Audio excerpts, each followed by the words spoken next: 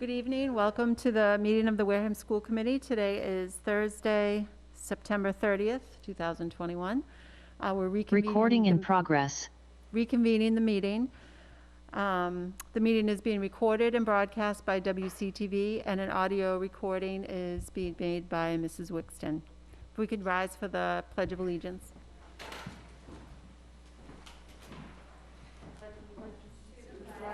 Of the United States of America, and to the republic for which it stands, one nation, under God, indivisible, with liberty and justice for all.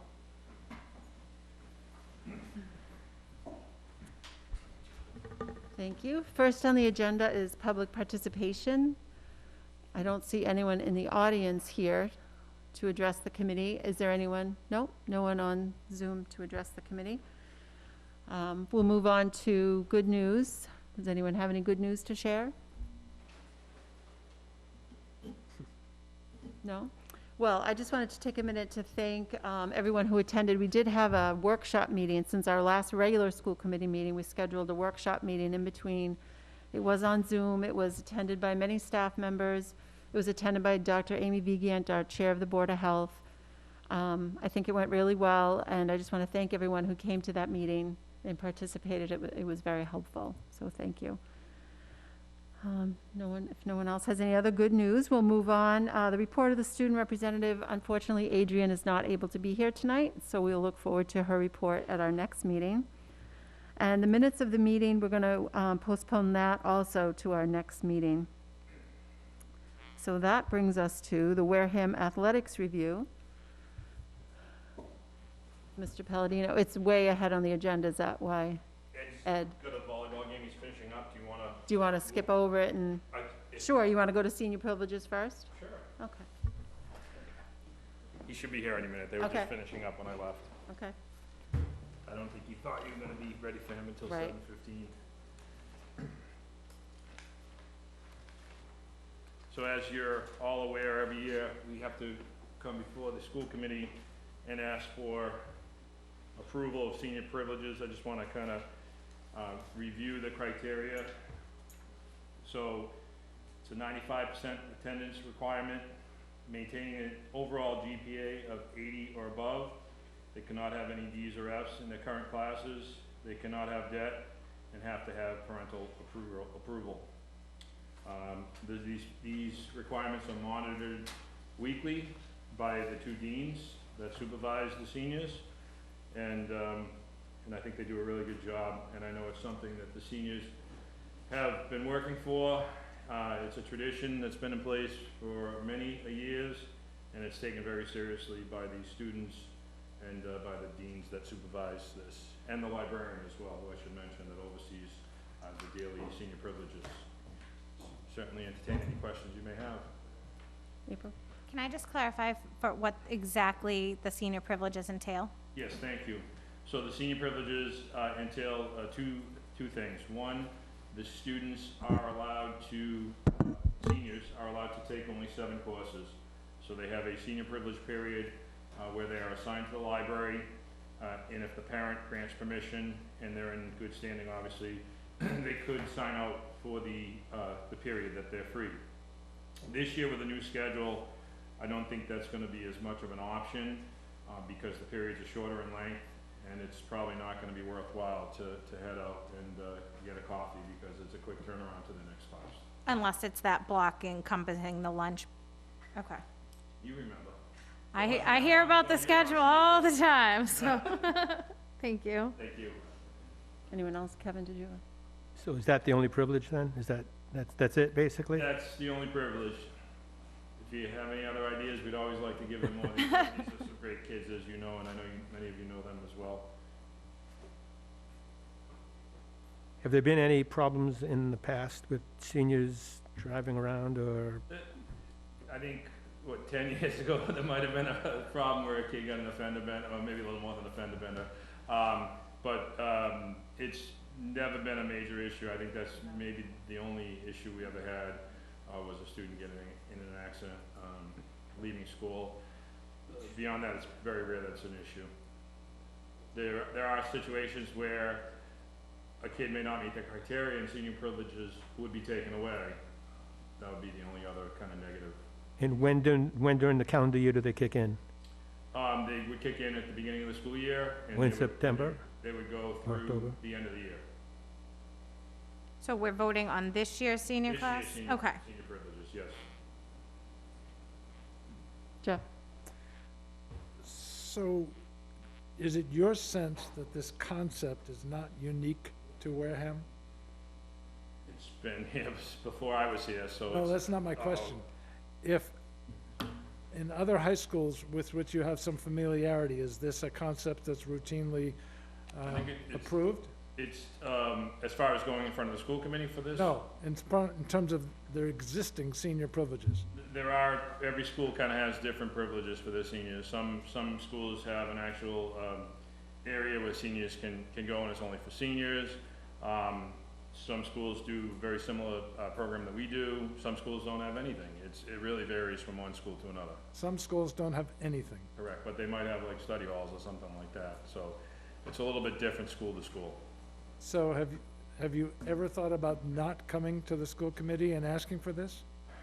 I really haven't, because the students work so hard for 4 and now 5 years in the high school, and it's really a very small percent that actually are accepted in this because of the stringent requirements, specifically with, you know, the attendance and the GPA. So it's not anything that we've ever really debated. We feel like these are kids that are on the right track.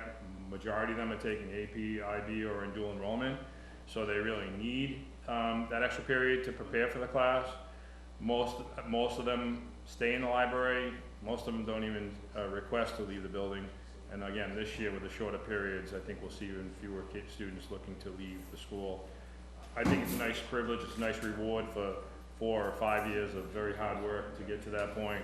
And again, with the courses they're taking being very challenging, I think it's actually needed. So what percentage of the class do you think will qualify? Well, I'd have to get back to you with a number, but I'm Approximately. traditionally 45 to 55%. Thank you. Thank you. So thank you for doing such a good job of protecting my privacy, but I'm happy to offer up the information that it was my child who got into an accident while she was out on senior. Oh, no. I don't know, many years ago. But in my defense, I was not a fan of senior privileges even before that. She's not my oldest or my only one to, yeah, so I remember. thank you for preserving my privacy. I didn't And want. I know. It's one of my favorites. And I wouldn't appreciate throw her that. under the bus. I appreciate that, but, you know, I've told you many times that my, you know, kids, they're out of school so quickly, and, you know, the year after they graduate, they wish they were back in high school, because they don't know that when they're seniors. When they're seniors, I get it. I remember being a senior in high school. But, and then this year, of all years, where we, you know, finally got them back in the building, and now we're letting them back out of the building. That's just so I'm just historically opposed to senior privileges, yeah. You know, it's nothing, the seniors, they do work really hard, and I understand that, you know, this is, there's not that many rewards for, you know, their hard work, and this is one of them, but, yeah. Mary? So can you just clarify why you're against it? Because I feel like the kids, they're leaving the building just to leave. Yeah. They're out driving around town. Yeah, It's just, first as a mother, Right. and then as a school committee member, I just feel like they should be in the building. Like they're, you know, like I said, the year after they get out of the building, they wish they were back in the building. You know, they wish they were back in high school. Yeah. what I wish we could have is something that would prepare students better for college and their freedom. Because this is sort of an example of, oh, you've got some freedom here, you know, You're what are you right. gonna do with it? You're right. But my theory is, you know, they think, oh, okay, well, we have 30 minutes, 45 minutes, whatever the amount of time is. Let's go out and, you know, go to McDonald's or go here, go there, or hurry up and get home, and then hurry up and get back. Yeah, And it's just a recipe for, It's a very small percentage that go out, and as the weather gets colder, it'll be less and less. It's really the bigger piece is that they're in the library, they're studying, they're preparing for their advanced coursework. I think the part that we're looking at is such a small part of the senior privilege that we have the issue with. The larger part is, these kids are in the library, they're studying, they're preparing for college, because they're taking college level courses, the majority of them. These are our best and our brightest, our hardest workers that have put in, again, four years of hard work at the high school to get themselves to be in this position. It's a tradition. I agree with Joyce. You know, my daughter drives, it scares me every time she gets behind the wheel. I worry about that. But it's a real small percentage that actually leave. And like I said, this year I anticipate it'll be even a smaller percentage, because it's almost not worth it to leave school with a 60-minute period. We had an 83-minute period for the last 12 years. It was a little longer, and as Rossi said, you know, if you dovetail that around lunch, you know, now you're looking at almost a 2-hour block where you could really do something. Now there's been, I think there might be like 2 or 3 kids that are gonna be looking to leave at this point. Well, like I said, I understand these kids work very hard, and this is one of their rewards.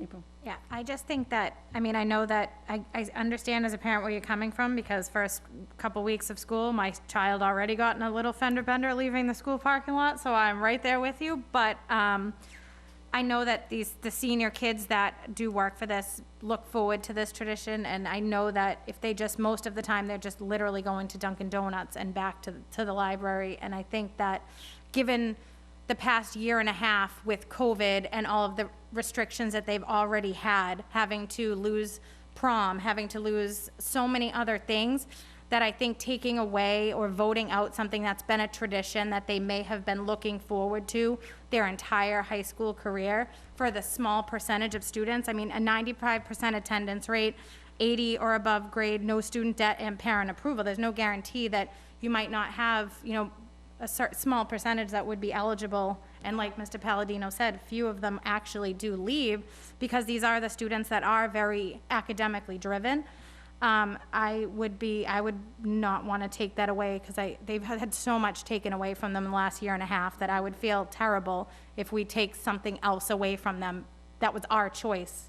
Oh, So- I wasn't trying to convince you. I wasn't trying to bring you over to my side. I was just explaining my position. Jeff? Move approval of senior privileges as described by Principal Palladino. For a second? Second. All those in favor? Aye. Aye. Aye. Aye. Opposed? Aye. Abstained? 0, so 4-1-0. Thank you. Thank you. Do we want to move on, Dr. Shaverhood, to the school nurse appoint? Oh, sorry, Ed, I didn't see you there. Well, that's okay, so we'll go on to the athletics review.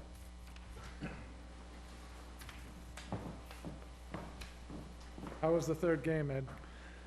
Actually, they didn't do bad. The games were, the last 2 games were competitive, 25-20 and 25-17-18. So, I mean, that's probably the best team they'll play. So it was, Before we get started, I just want to thank Ed for last year. I know we're kind of here to give a recap of the fall two and the spring season. I'm sorry, the winter season. Ed has done a phenomenal job of really working through a crazy time for an athletic director, and you know, working through games that had to be rescheduled, canceled, and just doing a great job to make sure our students had an experience last year, which we were extremely excited to give them that opportunity to be able to have some normalcy. Well, albeit abbreviated schedule, it was really just great to see our students out there and competing, and it was so much fun in the spring going to the events as the weather was getting warmer, and just seeing the kids in their element. It really, I think, provided for them a tremendous amount of normalcy, and I think it also really helped out with our transition back to school this year. So I want to thank Ed and Sandy Barboza, his secretary, and some of his site managers that worked. I'd like to mention Stevie Faniel and David Bajoli and Sam Smith, who helped out as well, and I'm sure I'm missing someone there well, too. Jen and Evan Wilga, Janine. Jen LaFrancois, Janine Alexander, all these folks that pitched in to make sure we could have multiple events going on campus, which is, and we had them today too. Ed was at soccer and then over at volleyball, but those were atypical days for us last year in a condensed season, and Ed had to wear many hats and had to deal with many things many moving parts. And I'd always tell them, you know, you are part-time, but I would tell you that Ed last year definitely put in more than 40 hours a week. We got our money's worth, Dr. Shaverhood, out of Ed last year. Hopefully this year, we'll get back to some normalcy again with a traditional schedule, but I just wanted to thank him. I know he did a great job preparing this report, so we'll definitely turn it over to Ed. But again, tremendous amount of work was put into every season to make sure our students had that experience and it wasn't taken away from them, so I appreciate that, Ed. Thank you, I appreciate it very much that you said that. I've had a lot of cooperation, the coaches know, for the most part, the kids playing the sports know.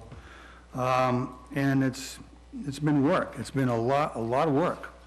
You know, just coming from a volleyball game, I'm thinking about boys basketball coming up.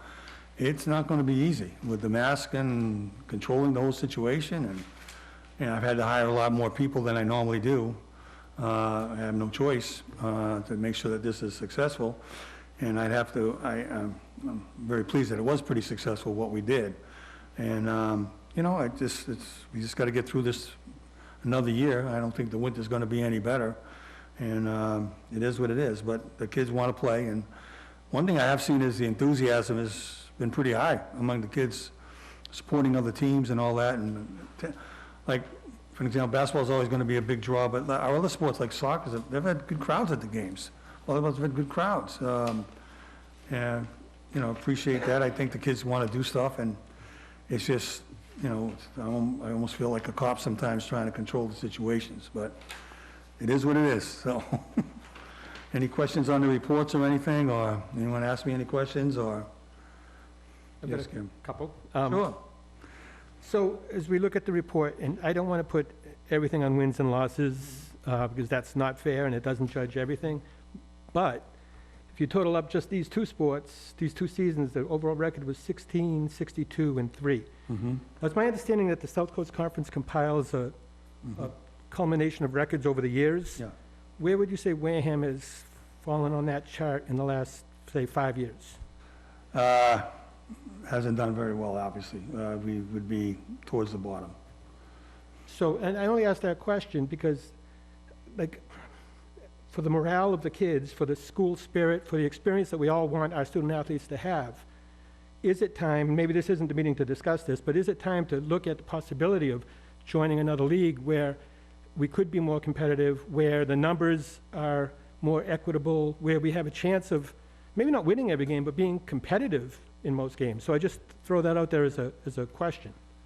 I understand that, and that's for you guys and Mr. Palladino and Dr. Shaperhood and you guys to decide what we want to do. I mean, I can give you opinions here and there, but that's what you'd have to decide on what's best. You know, I understand both sides of it. It's not easy. I give our coaches a lot of credit for getting these kids to play against sometimes odds that are against us. Right, because it's a lot harder to coach Yeah, when yeah, there's not an opportunity for a win. It I almost takes understand. better psychological skills. Yeah, but Because winning cures a lot of problems sometimes, and if you're losing, you I got know. all the worst elements building up, as you know. I understand. The important thing to remember about the conference is the conference isn't solely based on athletics.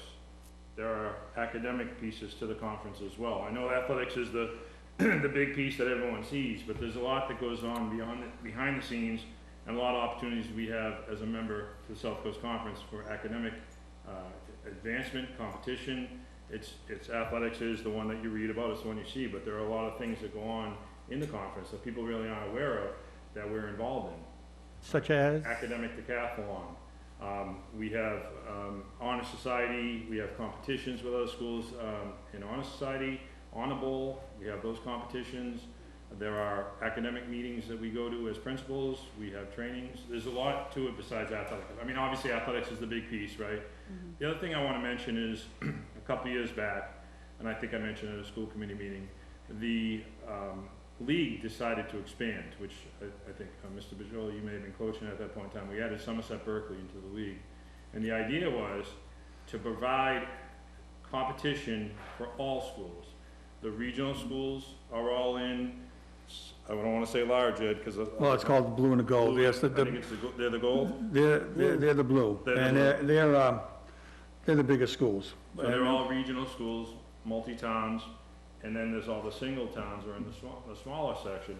And there's been some talk about possibly bringing in another small school to provide a little more parity in the conference. It's still really at the infancy stages of conversation, but there is possible option there. But it's really only been a few years now that we've divided this up into Yeah, a large and small, and then COVID came in, obviously, and that kind of derailed everything. So it's really tough to gauge how that has helped us or hurt us, but I do think it has helped us. But obviously, the the fall season for some reason is our toughest yes, season. without Every a doubt. single year, it's our toughest season. And what didn't help us last year, which I'm sure you remember from our previous meetings, is winter track was pushed into the fall season, which really diluted things. Did I say that right, Ed? It was the fall season. It diluted. So they had to, some kids that would normally play soccer, for an example, ended up doing track and vice versa. And our school isn't, at this point, big enough to support I think it was 6 teams at once. It was really, really tough. Really diluted the pool. And it is, I understand. I think the small division is where we should be all the time. I wish we could do that, but the league doesn't really want it. The athletic directors don't really want to do that. I like the small schools. I think we can compete with them on a regular basis and do okay. And we throw in the non-league games with that. I think that'd be a really nice schedule. But the way the league is set up, it's not like that way. We have to play the old Rochesters, the Aponequas, the Vote, and all the way down. We just play them once, though, right? You only play them The once. smaller, we play Right. twice. I'd like to not play them at all, and there's some athletic directors feel like I do. So, for example, there's some big conferences like us, like even Hockomock now, they'll have a small and a larger division. All right, and you don't have to play the other, I don't think you have to play the other side unless you want to. You know what I mean? So that would be beneficial to us. And I understand Mr. Palladino wants, I understand that, I get that. But when we have all the teams, if we gotta play them all twice, it's not feasible. But the other small schools, and then we throw this non-league schedule, like that's what we're doing with the Soccers, and they're competitive, they're doing okay. They're having a good season, and, I just think that's where we are. I just think when you throw those big schools, they're twice our size and more. And, it's just very difficult. I do want to give our coaches and the kids that come every day a lot of credit, because it's not easy. It's not easy. Coach Sweat had a great season the last few years, but he went through a lot of tough times. But now, he said, and it's fun. It's obviously it's fun when you're winning. It's always fun when you win. Winning cures all evils. But I do like, a lot of things here. It's just that it's been difficult in the conference right now. Jeff, did you want to add something? I just want to point out that, as I was saying to Mr. Palladino and Mr. Rogers, I'm on the tennis committee, and I found out, you guys probably already knew this, but one of the downsides that's coming this year, it's effective Starts this year, Starts right now. is a coach now has the incentive to run up the score. Well, what they've done is, for an example, when Kevin coached, for an example, you had a south sectional, like when I coached, it was south sectional, north, central, west. That's gone. What they've done now, there's going to be 32 teams across the state. There's more divisions. 32 teams across the state make the tournament, okay? And then there's a system going on where it's a point system, which Mr. Sweat alluded to, that I'm not a big fan of, and I don't think Mr. Palladino is either. For an example, if you beat a team that's, say you're doing well, but all of a sudden you play a team that's not doing very well, and you just about beat them, you lose points for that, okay? And what Mr. Sweat was pointing out to me this afternoon, he says, when I play tennis, I know we're going to beat this team. I might put a JV kid in there for that last spot, knowing that we might not win it, but I know I'm going to win it overall. So instead of beating them 5-0, he beats them 4-1, and he'd lose points for that. And I'm not sure if there's a point system, like say in basketball, if you beat them by 20 or 30, it's better than beating them by a certain number. I'm hoping.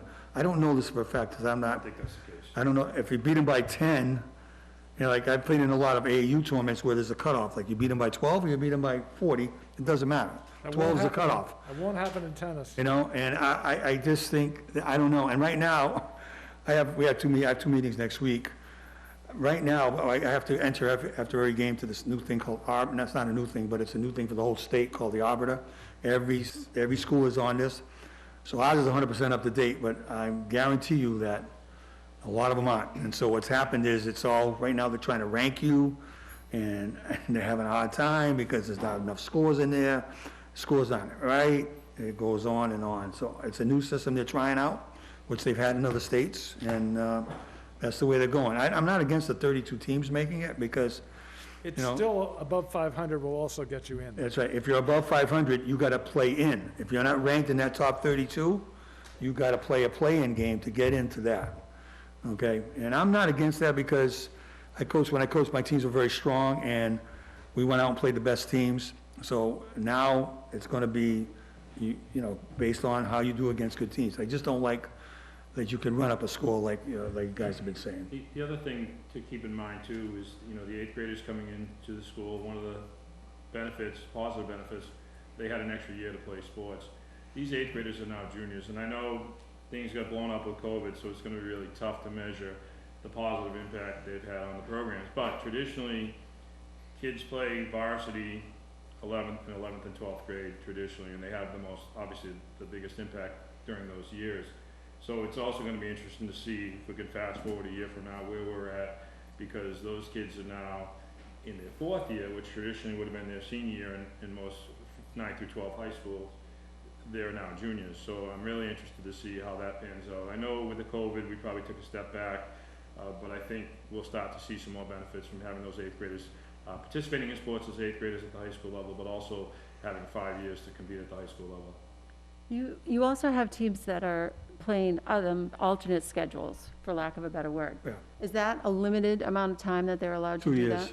So then they'd have to It's go just back. soccer, right? It's the, Football. no, it's 2 soccers and football. And, you know, we can only do it so long, otherwise we don't, why be in the league, you know? So we have a 2-year. I'll tell you what, the athletic directors I've worked with, and they've been very good to us as far as whatever we need to do to get ourselves back to where we can hopefully be more competitive. And so I have nothing but praise for those people. It's just that hopefully we can get it. Okay. So I know, Mr. Palladino, you mentioned that there are a lot of academic benefits to being in the South Coast Conference. So I grew up as a part of the Mayflower League, which was very small schools. We were one of the only non-vocational schools in our conference because we were such a small school. So we played a lot of the vocational schools that had smaller athletic numbers, which seemed a little bit more balanced at the time. I know that things have changed. It's obviously been quite a while since I was in high school. But do those other conferences offer those same academic structures if there was an opportunity for us to become part of a different conference that was more competitive for us? Do they also offer the academic bowls and the things for the honor society kids and stuff like that you had mentioned, but still keep it on a more competitive playing field for the athletes as well? Yeah, that's a good question. I mean, the Mayflower League right now is used to be more vocational than anything else. Now it's getting, there's another side to it now that's starting to come, more comprehensive schools are in. I really don't know if they do that, but I think in Mr. Palladino's case, he's thinking that this is a better conference as far as all that goes, and I get that. That would probably be the conference that we'd have to look into, because I don't see any other conference in the area that would be, it wouldn't make sense for us to go into. That would be the one. And they do have more conference, but then you got West Bridgewater, who's pretty good. There's Avon's in there, West Bridgewater, Carver. No, Carver's not in that league. Who was that? Bishop Conley, Westport. Those are in that also- conference. Yeah, Holbrook, Blue South Shore Hills. Say that again? South Shore, is that a league? Yeah, that's a Voc school. She's talking about, Talking about the the- social conference, I think. oh, no, well, South Shore Voc, South Shore, no. South Shore Voc's in that conference too, but they're in the, I think they're trying to divide it more into the vocational part and the comprehensive schools or Catholic schools or whatever. But from I haven't researched that part because I'm Yeah, I not haven't. there yet, but No. I will tell you, South Coast Conference is probably the tightest group of schools in any conference in the state. And I know obviously I'm biased, but I do speak to a lot of other principals in the state. and I've gone to a lot of other schools, and every year, we get 3 or 4 requests for schools to enter our conference. yeah. Because of, not just for athletics, everything else we do. You know, there's a lot that goes on, you know, AP prep for our students on weekends and things like that. There's a lot that goes on in this conference that you don't read about, because Right. it goes. It's on the academic side. Yeah, it's academic, and that doesn't make. the Which front page. I love for, I mean, I know that we're a academically competitive school with IB, AB, dual enrollment. We have a lot to offer in that realm, so it's good that that conference does have that to support it. But on the flip side, is there any talk of South Coast Conference splitting into large and small, or is it Well, only where it is right now? We are allowed. We already did it. We are, They are large and small, yeah, but I okay. mean, but there's a meeting Thursday that, on the agenda is expansion again. So I don't know, but Mr. Paladino, it's a combination of athletic directors and principals. We can suggest things or whatever, but in the end, it's, Is there like an extra small Principals that are category gonna- we could Well, squeak there in? there is talk, again, that they're looking to bring in a one large and Yeah. one small, and I guess we're gonna be educated on why that makes sense, and I think, in looking at it biasly, it would be good Well- for us to have another small school to compete with, but obviously, all 10 schools have to come to an agreement if they get to that point, but it's really, again, just in the initial stages. I don't wanna say that it's. no. It's happening, you know, the other schools have to be willing to come in, the other conference has to be Yeah. willing to release them. So there's a lot of dynamics at play, it just doesn't happen, Wow. yeah. No, I mean, it's not. for years, I just want you to know, like, when I was coaching here for 30 years, I thought the South Coast Conference was great. Yeah. I advocated to keep it the way it was, not to bring in even more schools at the time. So I'm supportive of the South Coast Conference, but I think it's a cost-benefit analysis. What's the best thing for all our kids in the long run?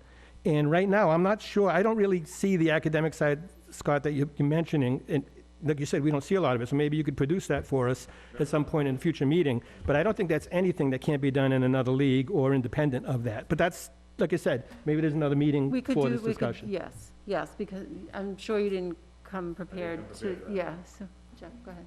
I was just going to say, I think it's a really interesting topic, and I'd love to hear more about it and perhaps recommendations of what's possible, but not tonight. Right. Right. I agree. So all I'll add really quickly is that you know that I'm a member of the Booster Club, and this is something that's come up repeatedly at our meetings, is school spirit. And so that comes into it too, and that comes from coaches, other parents, you know, where everyone wants to see more school spirit. We, you know, But it's this kind of- year is his best I've seen in a Yeah. while. I Yeah. don't know Well, school why. spirit isn't just kids coming to, No, but you're right, I've been at things and I've seen more people there, and that's great. But it's also getting more kids wanting to be involved and wanting to play on the teams, and so, but yeah, so let's agree to do that, to put it on a future agenda, give you an opportunity to share with us the benefits that you see, that we don't see from that conference, and the what it might options. look like if we, yeah. Well, I don't think we'll be able to really pin down options in a month. no, It's- Oh, no, I'm not talking a month. If it was 6 months from now, I'd I be mean, this happy. is, And even it's if- quite and it's years away from being accepted into conferences. It doesn't happen, we couldn't go in the Mayflower next year and be ready, we're talking years away. Well, I know that the football team is playing a lot more Mayflower League teams this year, and we've been probably the most competitive the first 2 games of the season, with the exception of the last game we played. But, I mean, it was great that even at an away game, that we had so many kids from the town coming to an away game. But what they're saying is that we can't sustain that schedule. But again, let's put that to a future meeting, but let's go back to your report for tonight, because let's celebrate some of the teams that, you know, the GPAs on these reports are. that's outstanding. That's one thing I'm always blown away as the GPAs for our teams. It's unbelievable. They gotta be the better students in the school. It's not just one team, No, I was just gonna say, it's not. all the just one teams, and then We have the strictest requirement for eligibility in the conference, so that certainly helps, but they've done, well. yes. No, it's been great, it's been a great thing that we've done, and, again, as you see, the GPAs are a result. It's incredible to me. I'm very pleased with that. That's not an issue. And, you know, we did, Coach Sweat's team was really strong this year, came very close to going almost all the way there. They had a very, very strong team, and he's done a great job. And with that, they still had a 97.1 GPA. That's unbelievable. I can't even, I never had 97 in my life, so 97.1 for a team. Just It's for the quite a record, bit. the highlight of the season was beating indoor girls track. Yeah, and Jeff, yeah, Chris Scott always They're goes, up there, they're right? always up there every year. But no, even, you know, and some of our boys team that weren't as strong, almost all of them are in the 80s now, low 80s, and we're very pleased with that. And, you know, we do have some highlights, like I said, we have some, like I said, tennis was a big thing, and boys track in the spring was really strong. They And they're were, gonna be, yeah. he's confident they're gonna be really strong again, because most of those kids were coming back, so. And, we'll see, you know, we'll see how this plays out this season, and we'll go on from there, and, again, that's for you guys to decide, and I can give you some input, but, there are pros and cons I can see both ways. So I'll spare you my usual comparison of what we spend on boys versus girls. I didn't do that this time. I don't know, But let I me do have a see, let me question. see. I do Go have a ahead. question about user fees. Has the absence of user fees had an effect on Yeah. your programs? Well, no, it hasn't had an effect on the programs, but it has an effect on the costs, Well, I obviously. mean, it has it on the reports, obviously, but. Right, I think it will. I'm not sure how long we can sustain that, but I I do may think not. it will, because I was in the school before user fees, and I saw the deterioration of programs as a result of user fees. And I do think right now, there are still some folks and families that are apprehensive to be involved in athletics because of COVID. I do think once, hopefully soon, we get past this COVID pandemic, and if there's time for us to maintain, you know, the no user fees, I think we'll see more students participate. yeah, I'd like to see no user fees, but, I mean, it's just as long as we can. Well, Plus, that's we've had no interest- gate receipts either, that's. Right. You know, now Well, we'll you had a start- good football game, though. We had one Yeah. football, this football game was $1,600, that was profit, it was pretty good. It wasn't profit. Not profit, It wasn't, not profit. No, but that's I funny, mean, 'cause but it I covered, was- cover your expenses. covered my expenses. It I was covered my asking expenses. you, budget-wise, was it hurting your budget? But you're answering that it, on the other side, that it's allowing more kids to play. Is that what you're saying? It has, but I still think that we don't see the true numbers that we will get to, because there are still families and students that are apprehensive to do anything beyond the school day because of the pandemic. So, again, if the pandemic ends this spring and we have a year without user fees, I think we'll see our numbers increase, you know, hopefully drastically, but I know they'll increase. Maya had some announcement this week about COVID. What was that? Was it about Oh. recommending, Say that again? MIA had Well, some they're, announcement this week? no, they're going by exactly what the governor said, so we're in the Oh, same, okay. yeah, it's, We anticipate masks for the winter season. I'd love to say December 1st that changes, that would be great, because We anticipate masks for the winter season. Okay. All right. Good stuff. April, did you have something else? Yeah, do any of the teams still, has COVID put a stop to any of the fundraisers that the teams have done as well? I'm not doing them. Okay, so there's been no fundraising, okay. Fundraisers and community service are on hold, but we do anticipate bringing those back once it's safe to do so. Okay, thank you. All right. Anyone else? Thank you for doing all this during Yes, COVID. thank I know you. it's hard, Yeah. but thank you Yeah. for the job you're doing. Thanks for the you. support. We Thanks. couldn't have done it without your approval, No. obviously. Thank you very much. Yeah, we'll just keep chugging along. Thank you, guys. All right, you. thank you.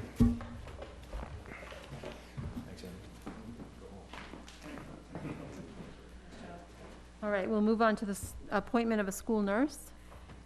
Yes, we're taking that off because the school nurse turned in her resignation, so we do not have a school nurse to bring you, to you for appointment. Okay. But Then- if there are any school nurses out there who would like to join our staff, we would love to have you. Where is the opening for the school nurse? Actually, we have several students who need medical Oh, one-to-one, but we've also, our school nurses are so busy and so overwhelmed that we've tried to add additional nursing staff to alleviate their load. okay. Okay, then we'll move on to bus monitor pay.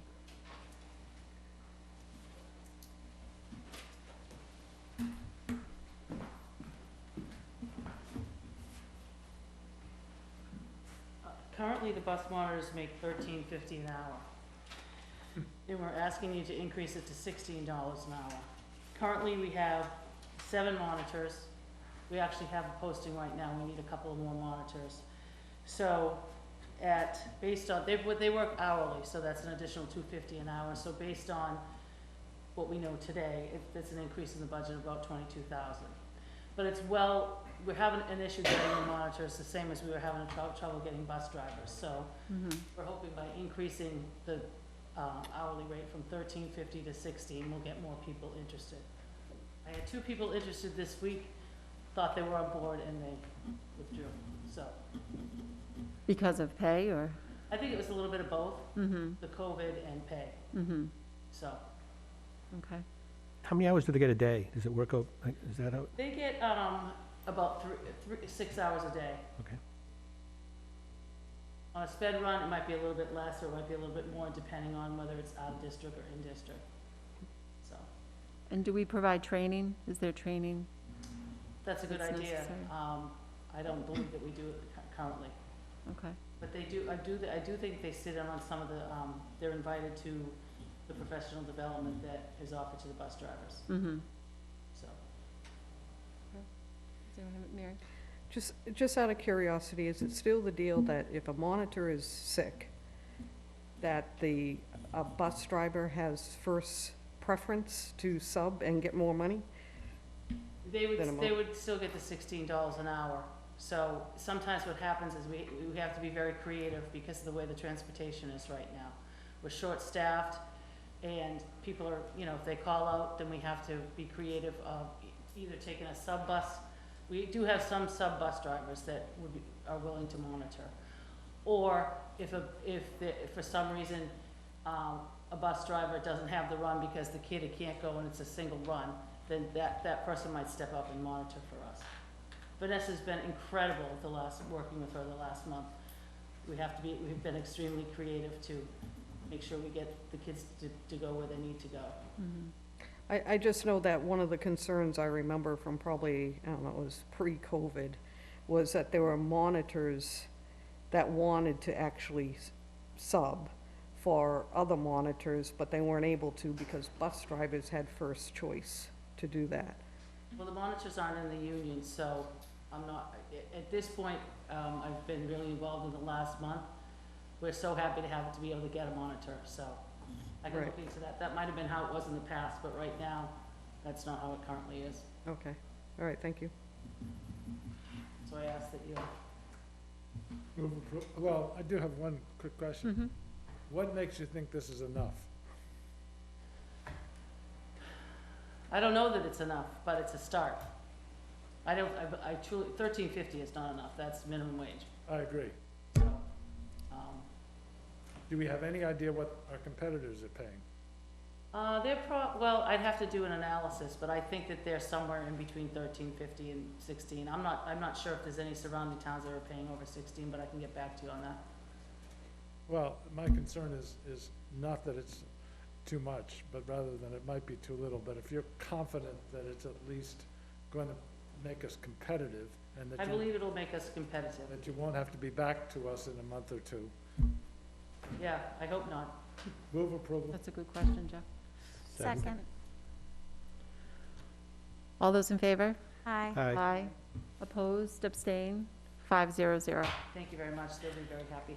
Thank you. Next is the student activity account. Right, Mr. Palladino is here. We asked that at the high school, Scott has appointed a dual accountant, 2 people he has appointed to the position, so we're asking you to approve the newly appointed designees at the high school.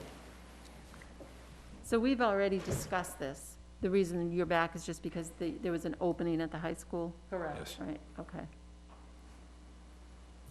Okay, does anyone have any questions? Is it I don't care about the name. What are the positions currently in the high school that will be given this authority? So there's a student activities accountant, and we're gonna actually split that between 2 folks at the high school. And what do these people do? They're both secretaries, They're both secretaries. yes. Okay. If there's no other questions, I have a motion to approve. So moved. Second? All those in favor? Aye. Opposed, abstain? 500. Thank you. Thank you. Thank you. All right, and we will move on to Dr. Schwam and the International Baccalaureate presentation.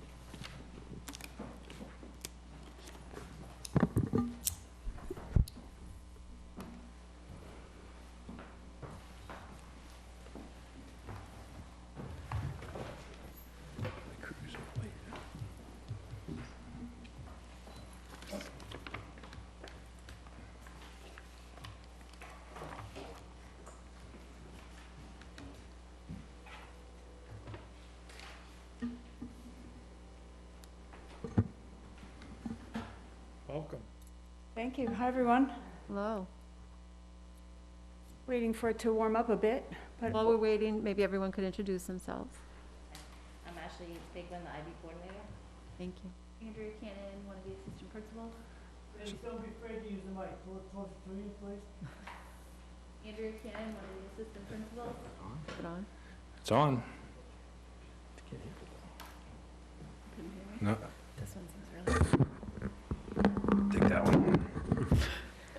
Third time. Andrea Cannon, one of the assistant principals. Much better. Scott Palladino, principal, Wareham High School. Kim Kavicki, one of the assistant principals. Thank you. And I'm Andrea Schwam, Assistant Superintendent of Wareham Public Schools. And I'm very grateful that you asked us to come tonight to present the International Baccalaureate program. However, it's impossible to talk about it in isolation. There's a story that goes along with the implementation of the International Baccalaureate, and it started in the year 2014 and 15. And with any great story, there's usually a beginning, a middle, and an end. However, this story is really about a beginning, a middle, and beginning again. So with that, we were assessed by two outside agencies in 2012. One was the Comprehensive District Review by the Department of Education. The other was NEASC. They have standards of effectiveness that they use to analyze what we're doing and how we're doing, and they collect evidence over time and come and visit, and they meet people, and they talk to a lot of people, and they collect information. The Department of Ed usually cites what they found in their reports, and NEASC, I would say, is a little bit more gentle in their approach. They make recommendations or commendations depending upon what they find. So these are the two areas of both of those that they're actually assessed. In 2012-13, when that report was given to the committee, basically there were problems with funding, capacity, planning, and the ability of leadership and the local teachers union to resolve any issues. So all the way across the board, right out of the gate, this was noted as a problem.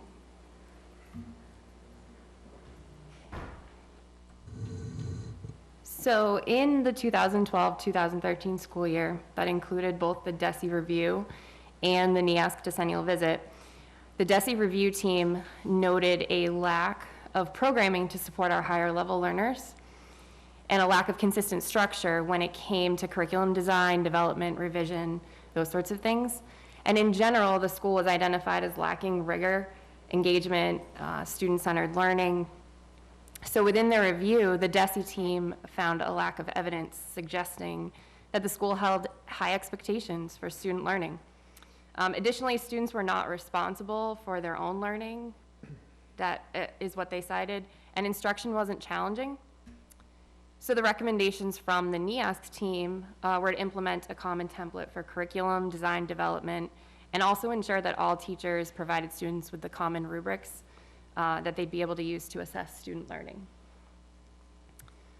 So continuing with this, but under the umbrella of assessment, DESE noted an absence of the infrastructure to facilitate timely data analysis and noted there wasn't enough time for teachers to meet within their departments and actually analyze and plan based on the data that they were collecting.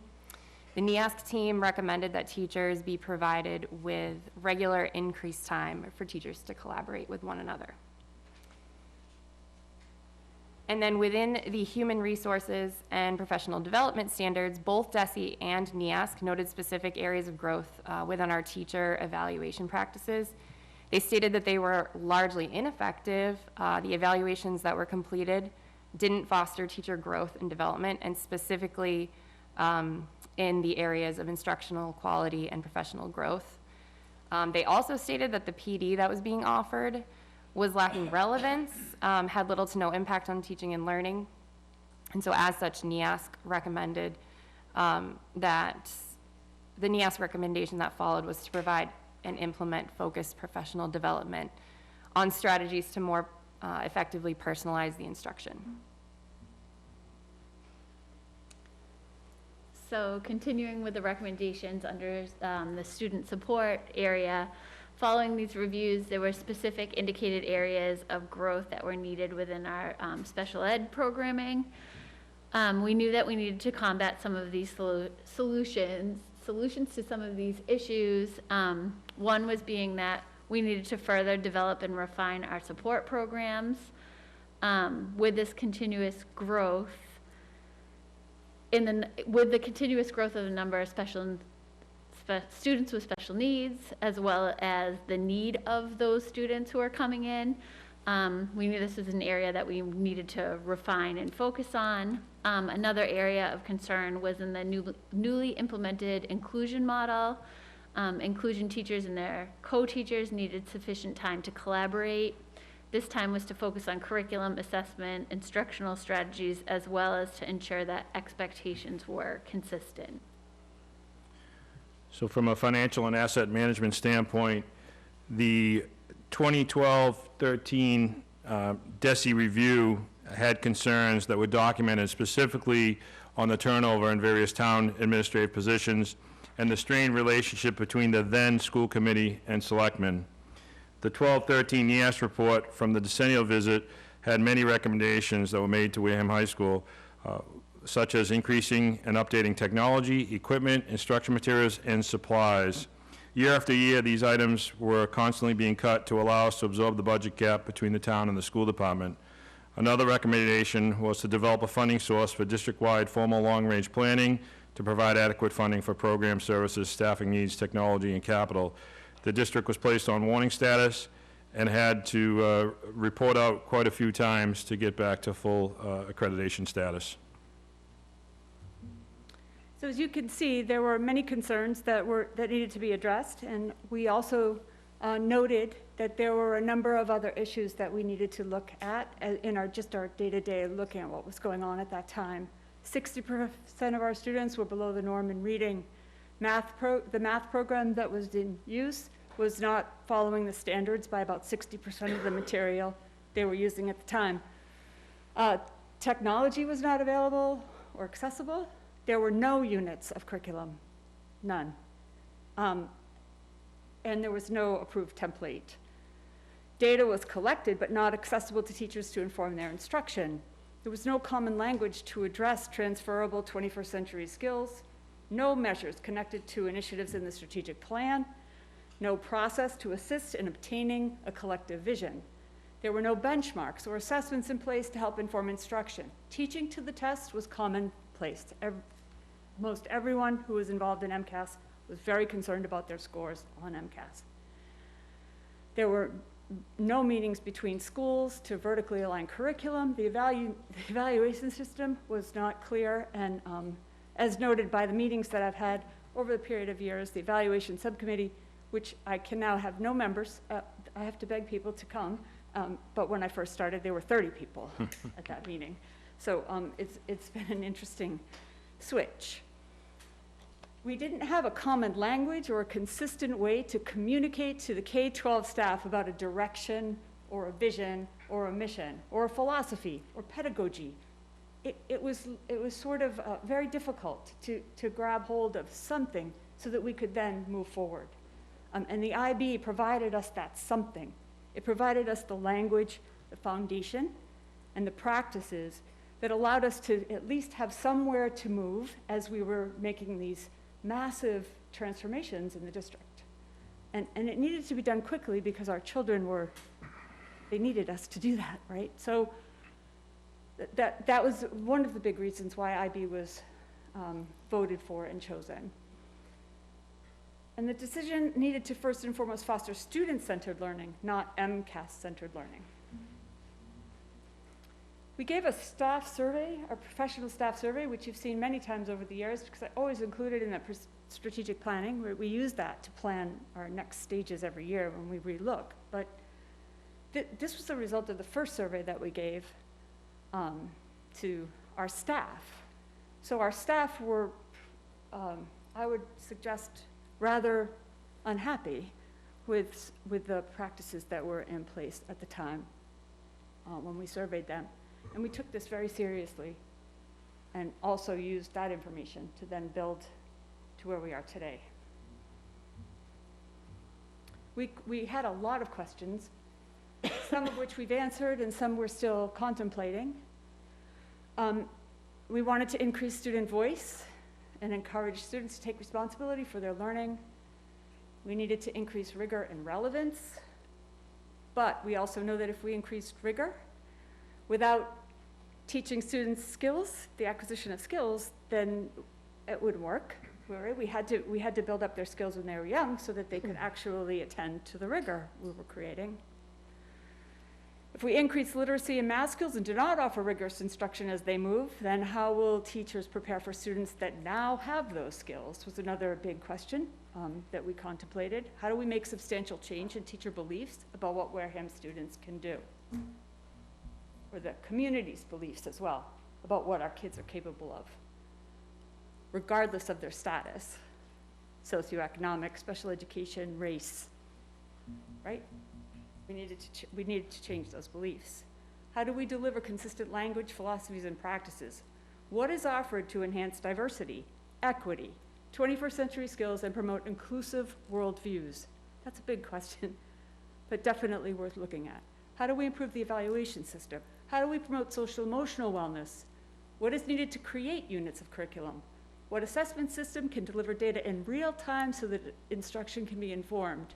How do we increase connections between evaluator and educator? All of these and more, this is just a quick example, are the things that we think about as we're moving ahead. We really needed a widespread solution, and IB provided the standards of effective practice we needed to solve district-wide issues. We needed a vehicle that addressed the vision of the district and provided equitable opportunities for all, in bold, in capitals, as I usually state it when I'm writing anything, all students.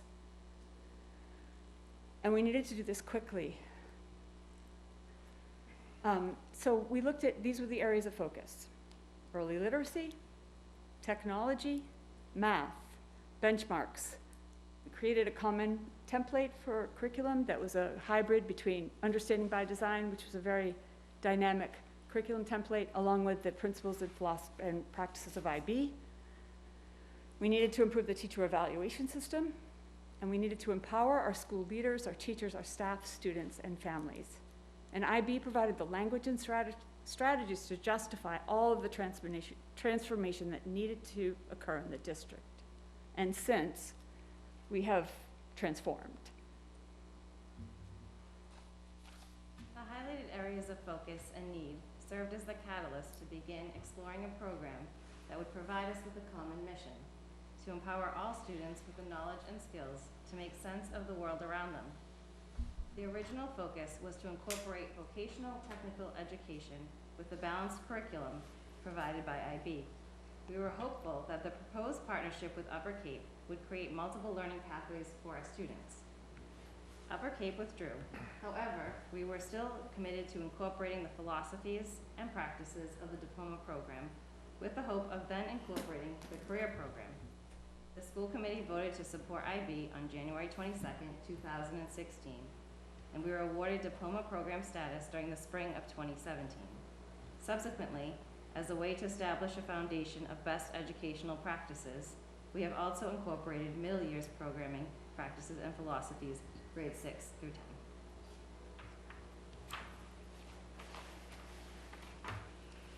10. IB requires all petitioning schools to provide their staff with common planning time, a unified curriculum template, aligned units of instruction, and a student-centered approach to teaching. Using the strategic plan as a guide, the district allocated funds to create professional development opportunities, both through IB and school-based workshops, and ensured common planning time. Additionally, a common unit template was created using IB and Understanding by Design as the base. And upon collecting units of instruction, we began the process of aligning 6 through 12 curriculum. Once we were able to establish and document these practices, we then began the rigorous verification process with IB that included document review, interviews with leadership and staff, classroom observations, and facilities tour. Additionally, all programs are reevaluated every 5 years using the same process to ensure quality and fidelity.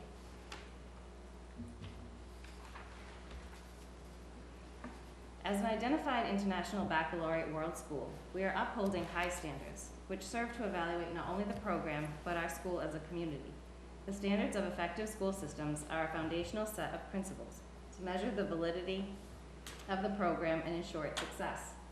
Each standard identifies best practice specifications.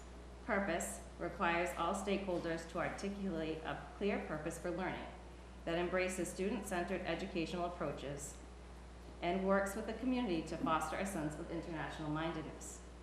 Environment requires a clearly identified pedagogical leadership team that works to support teachers and students by providing tangible and intangible resources for an effective learning environment.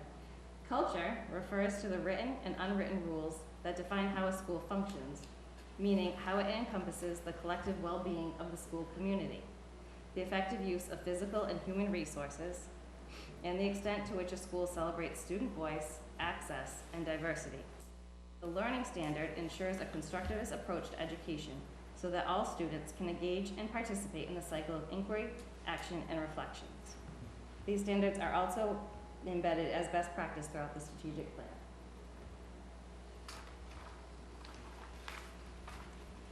In order to ensure equity throughout its practices, IB has identified a set of cognitive, metacognitive, and affective skills. Cognitive skills include information processing and thinking, affective skills such as resilience, perseverance, and motivation, and metacognitive skills which students use to monitor themselves to better understand and evaluate their learning skills.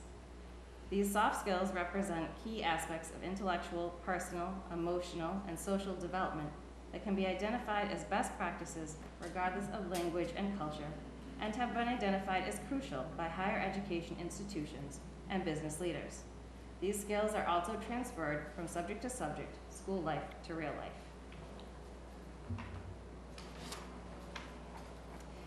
In order to engage all the soft skills identified by the learner profile and approaches to learning, IB had to develop a curriculum that emphasizes the importance of making connections, exploring relationships between content areas, and providing authentic opportunities to learn about the world. The diploma program curriculum consists of 6 subject areas: foreign language, social studies, literature, mathematics, science, and the arts. Central to this curriculum is the core, which is comprised of the theory of knowledge, which focuses on critical thinking and inquiry, the extended essay, which is an in-depth study on a topic of the student's choice and results in a sustained, substantial piece of writing, and CAS, or creativity, activity, and service, which engages the students to explore their own identities, engage in the community, and create a product representing these experiences. So fortunately or unfortunately, depending upon how you look at it and who you were, the comprehensive district review team from DESE announced that they were coming back. Right? We were not necessarily happy about it because it's a lot of work. And they come and stay, and they need space, and so on and so forth. So we have now their report from 2018, and we also had a visit, but that's planned, from NEASC that also came back 1920, last year, yes? So we have a couple of reports following the same standards of effective practices in both that say where we are today.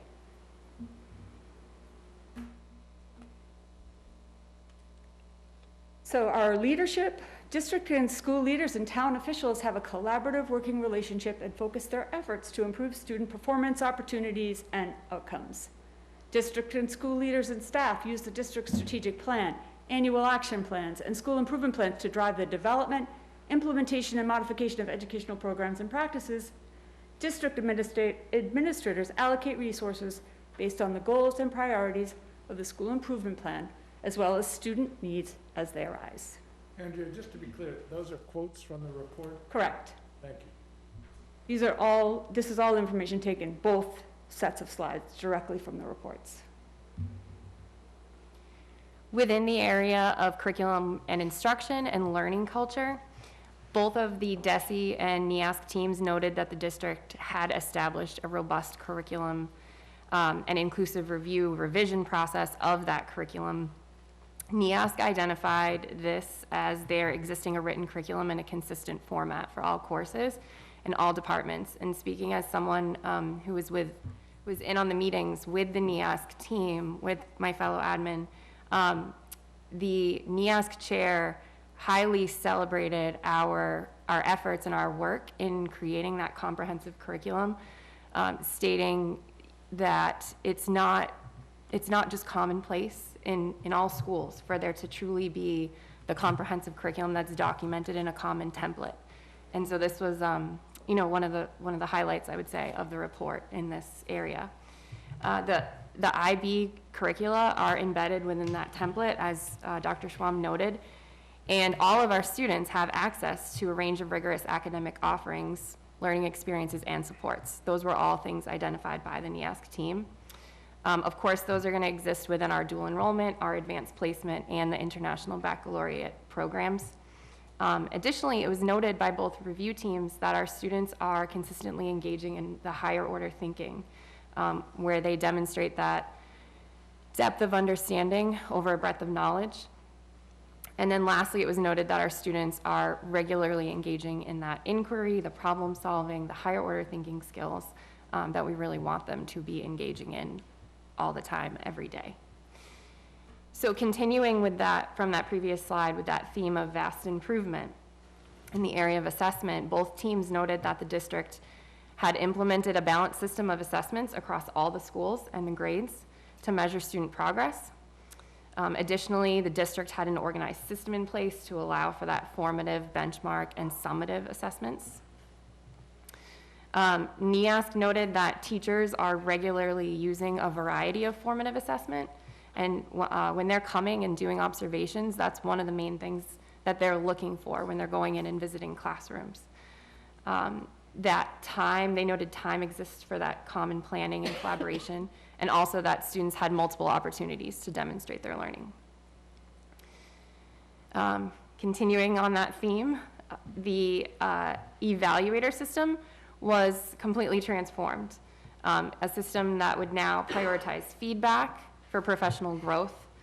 And speaking just, for the high school, each evaluator is in every one of their teachers' classrooms an average of 8 to 10 times per year for a minimum of 10 minutes each, but that often extends longer than that. And then for each of those walkthroughs, there's a walkthrough form documented, evidence collected, suggestions, recommendations, expectations. So it's very thorough. And at the end of the year, every staff member has a meeting with their supervising evaluator and Mr. Palladino to review and highlight the strengths and areas for growth. And that's something that was also noted as a highlight in the NEASC report. There are many opportunities, they noted, for teacher professional development, teacher leadership. Department chair system, that's an example of that. And that our department chairs still teach 2 classes. We have the site-based management, and there are numerous other examples. Yearly, Dr. Schwam is posting for and working with that evaluation subcommittee you heard about. And the NEASC visit also, they highlighted that students are truly active learners. They have an opportunity to lead their own learning, and they're able to have that student voice and choice. That was such a focus of the previous strategic plan, WPS 2021. And then lastly, it was noted that Wareham High School works to engage all stakeholders in the development of the school improvement plan. We have the surveys, shared with students, and those become staff, families, and community members as well. And those are a driving force of that school improvement plan.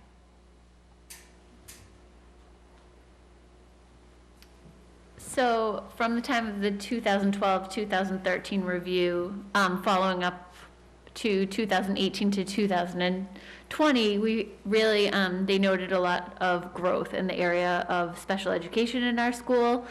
One thing noted was the district systems to approaching supporting students' well-being. So we put in place social workers in our school, a behaviorist, BCBA supports. We, as a school, started to focus on students' social emotional well-being. We knew that was a huge focus that we needed to give our attention to. So these services really provided a forum where the students could focus on their personal, social, emotional, academic, career, and college counseling needs. We really transitioned our mindset to focus on social emotional growth. The instructional practices are designed to meet the learning needs of each student, and there is a wide range and appropriate use of intervention strategies. So a part of this is due to the IB program. So I know this may not sound like it with a lot of people's common perception of what the IB program is, but something we haven't talked as much about tonight is the middle years program. So that is what I went to my training on as, at the time, the special ed department chair.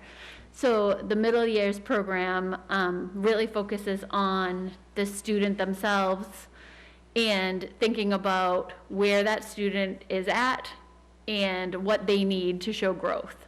So when I returned actually from the middle years program, I said to Dr. Schwam, like, this is really the essence of what special ed is. Like, when I went to that training, I said, if everybody can go to this training, I think it will really help inclusion teachers, gen ed teachers who have students with special needs in their class. So the middle years program provides opportunities for students to develop their potential, explore their own learning preferences, take appropriate risks, and reflect on and develop their own personal identity. Within instruction and assessment strategies, from a middle years program perspective, the focus is, like I said, to take each individual student, see their level of readiness, and provide them with instructional practices that are going to meet their individual needs. And then it also talks about ways to offer that student to display their knowledge. So not the traditional assessment, but let's talk about how that student can show what they learned. And how are they going to demonstrate that they showed growth from that level of readiness. So this philosophy really hits home with me. I have seen over my years working with students with special needs, I see their growth firsthand, I see the successes, but I also see when they struggle because they can't do things the same way as everyone else. So the philosophy behind special ed is kind of the philosophy of a famous quote that you see all over the place, where it says, if a child can't learn the way that we teach, maybe we need to teach the way that they learn. So that's really the philosophy behind the middle years portion of the IB program. All right. Moving on to financial and asset management. In the 1819 DESE district review, the district was commended for the comprehensive and detailed capital plan. This, along with the advocacy of the district officials, has contributed to the support for annual capital improvements and obviously the new school. In the 1920 NEAS report from the Collaborative Conference at Wareham High School, we received many commendations. Some include the school and district provide time and financial resources to enable research-based instruction, professional growth and development, implementation, and the improvement of school programs and services.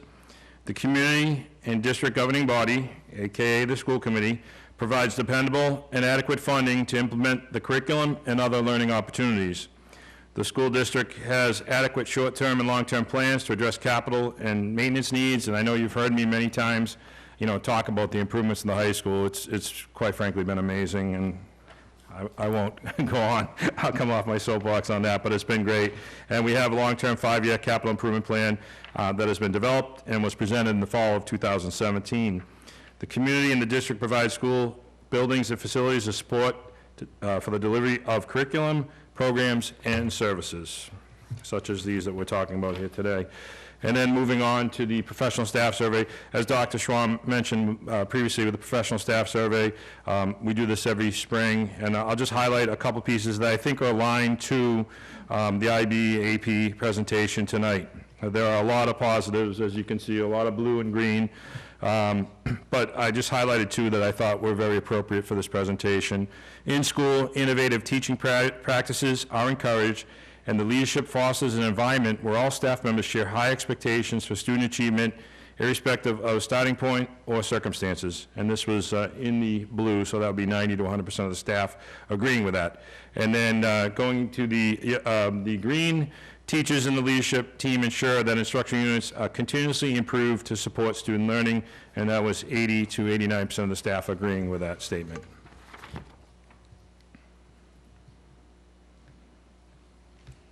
As we delved into the development of the program, we looked into course offerings that would best enhance and suit the needs of our diverse student body. In order to qualify for an IB diploma, students are required to take 3 higher level courses and 3 standard level courses. Higher level courses require both depth and breadth and must take place over the course of 2 years, whereas standard level courses focus more on depth of knowledge and can take place in 1 year. Our inquiry sought to match our students' populations, needs, strength, and interest. This resulted in the following higher level courses: literature, business management, visual art, and global politics. Our standard level courses are math, applications, interpretations, math analysis and approaches, Spanish, French, and global politics. Over the course of the last 4 years, our seat requests have continued to increase. We now have a total enrollment number of 136, with 10 students with 504 plans and 6 students with IEPs. So the data you're looking at right now is the enrollment data for this current school year, 21-22, for AP courses being taken by our students. So we're offering this year 13 different AP courses, which is quite extensive. We also offer AP Physics, usually every other year. Traditionally, we alternate that with AP Chemistry. And then AP Psychology is a new AP course that's being offered this year, which our students are really excited about.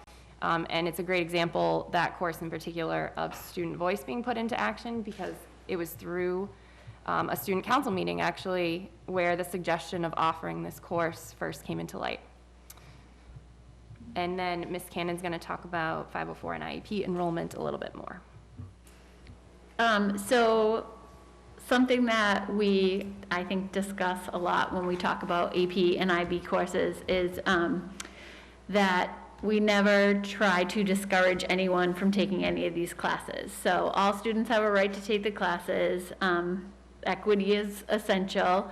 And so for our elite programs, in the IB programs, we have 10 students with 504s and 6 students with IEPs. And then in the AP courses, we have 11 students with 504s and 6 students currently in with IEPs. So this is really strongly encouraged in the school. We've had a lot of discussion between myself and the department chairs when someone shows an interest in one of these classes to make sure that we know how to accommodate them. We file for College Board accommodations. There's a separate way to file for IB accommodations. And really, these students' accommodations aren't changing the essence of the content of the course, so there's no reason why they can't take the course. So we've never discouraged anyone from taking any of these courses. So with the AP passing rate data that you see right now, so for AP, you can see 3 years of passing rate data.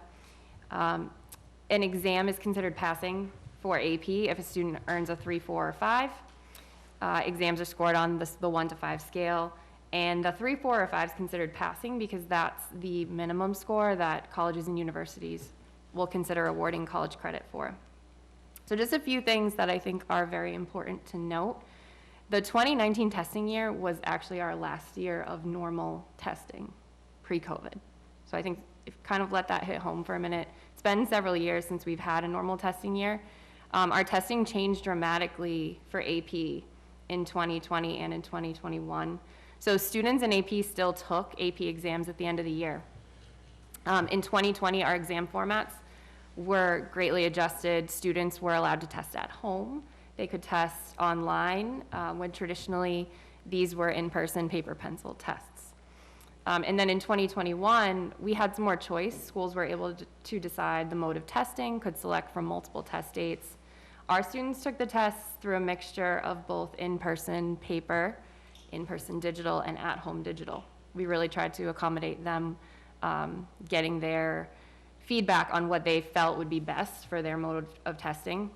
So anytime a digital test was administered, students could choose whether they wanted to test in school or at home, and that was actually independent of whether they were classified as a remote or a hybrid student. So if a remote student felt that they would test better in school, then we did make accommodations to allow them to do that safely by following the COVID guidelines. And then the last thing I wanted to say about this slide in terms of AP, of course, we are constantly working to improve the passing rate outcomes because these are college level exams, of course. Our current school policy is that all students enrolled in an AP course are required to take the exam at the end of the year. And there are schools that pick and choose which students to test, that may allow that certain testing in classes be optional. We certainly could do that. We believe it's important, though, for all students to have that experience of actually going through the course, sitting for the exam. We feel like students tend to be more invested in the course when they know they're going to be held accountable to an end-of-the-year exam. We're very proud that our enrollment numbers have consistently been increasing, and more students have access to the rigorous classes because we know the data shows that students who take an AP course, regardless of the score, show a significantly increased success rate as compared to their non-AP peers when entering college. So since implementing the diploma program, we've only had one traditional assessment year in 2019. And in response to the pandemic, IB forewent what their traditional combination was, which was internal assessments, predicted grades, and final exams. And instead focused only on the internal assessments and predicted grades. So internal assessments are ones that are typically graded by the teacher and moderated by IB. But in these past 2 years, they were graded by the teacher, but then regraded by IB. And then using some sort of algorithm, the 2 grades were combined in addition to the predicted grades. Since the internal assessments generally take place over the course of the year, the interruption of the 2020 school year led to the temporary decline in the passing rate. However, our students were more prepared in 2021, which resulted in a passing rate increase. The preparedness also reflected in our overall higher than worldwide average.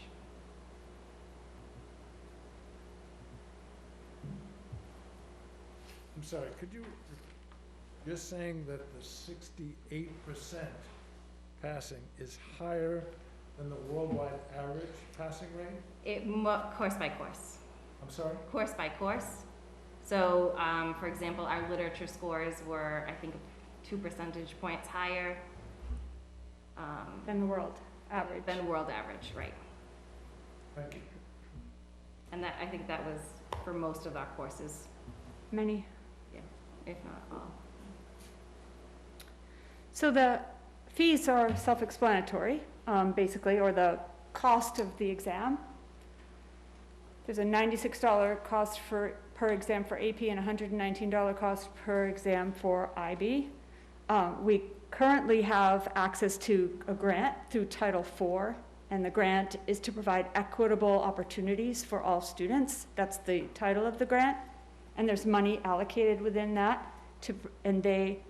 I always put the IB and AP predicted fees in that grant so that we've been able to cover for the last 3 years most of the fees for IB and AP testing.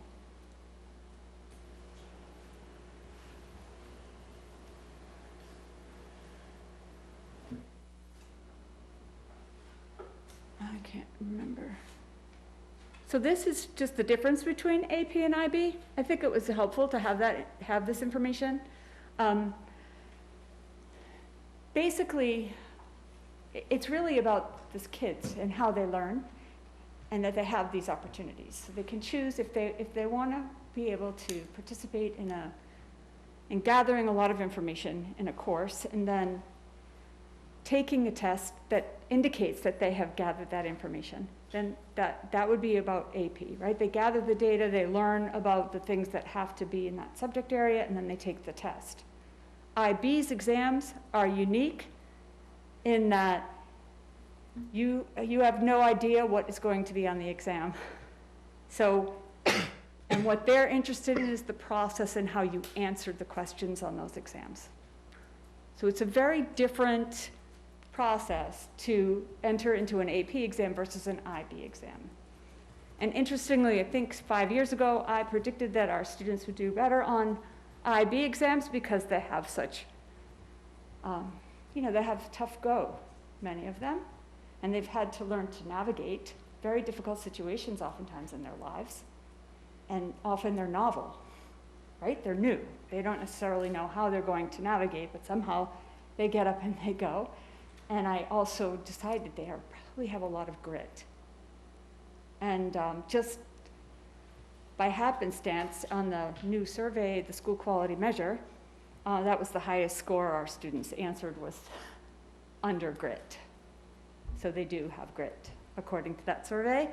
But it's just an interesting observation in that they have an opportunity to process how it is that they've learned and what they're thinking about in that experience. Any questions about this?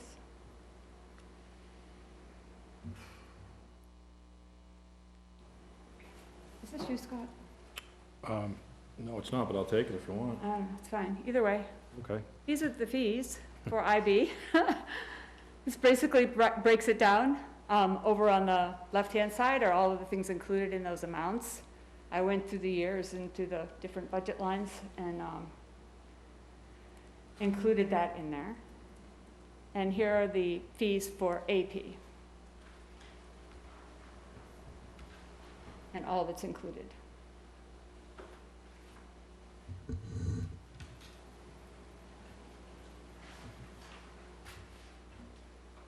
So in closing, I would like to say that Wareham, we have imagined a rigorous, evidence-based educational intervention involving low-income, high-need students.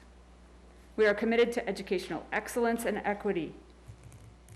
The above study from Johns Hopkins indicates concern that this intervention, and all public education, in my opinion, needs interventions, all students, and it has not been widespread. They indicate that there may be subtle but determinative issues that can be frustrating when taking a successful intervention to scale, and they're talking about IB. Elaine Hansen, director of the Center for Talented Youth at Johns Hopkins University, commented, "Those of us who work with high-ability, low-income students could have predicted that a research study of a program that actually works for them would be of no general interest. This is tragic, because there is an abundant and mounting evidence of a national problem that should be high on everyone's educational agenda, the excellence gap. Wareham Public Schools and the Wareham School Committee have placed excellence, equity, rigorous, and evidence-based education on their agenda. We chose not to be tragic and instead put in place programs and practices that have and will continue to address the excellence gap."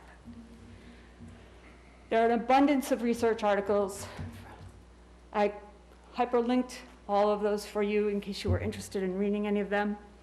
There's also a draft of the 150 units of curriculum that we have with the, basically the essential question, the assessments, program standards and practices for IB, and the last one are the colleges that accept IB credit. So if you have any questions, we are ready for you.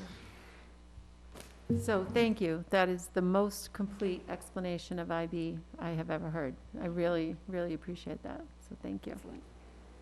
So who has, April? So first I have a statement. I know that Ms. Cannon mentioned that you know, they are inclusive to everyone. And as a parent of a child on the spectrum on a 504 who's enrolled in 2 IB and 1 AP class, it's absolutely true, and he's loving all of them.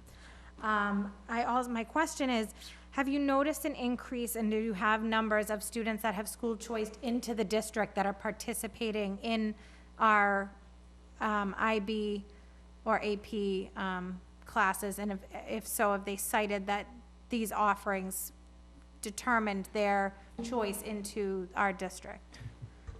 I know we have a very high-profile student that was the main reason for her transferring from Rochester to Wareham.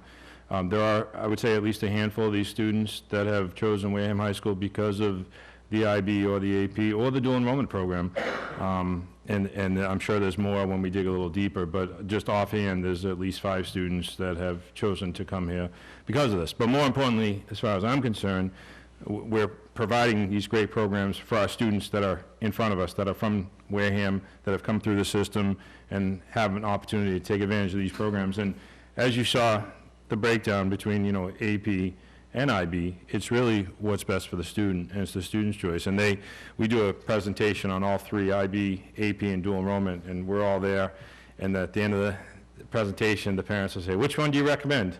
Well, whichever one's best for your student. And the great thing is we have those options. Thank you. Thank you.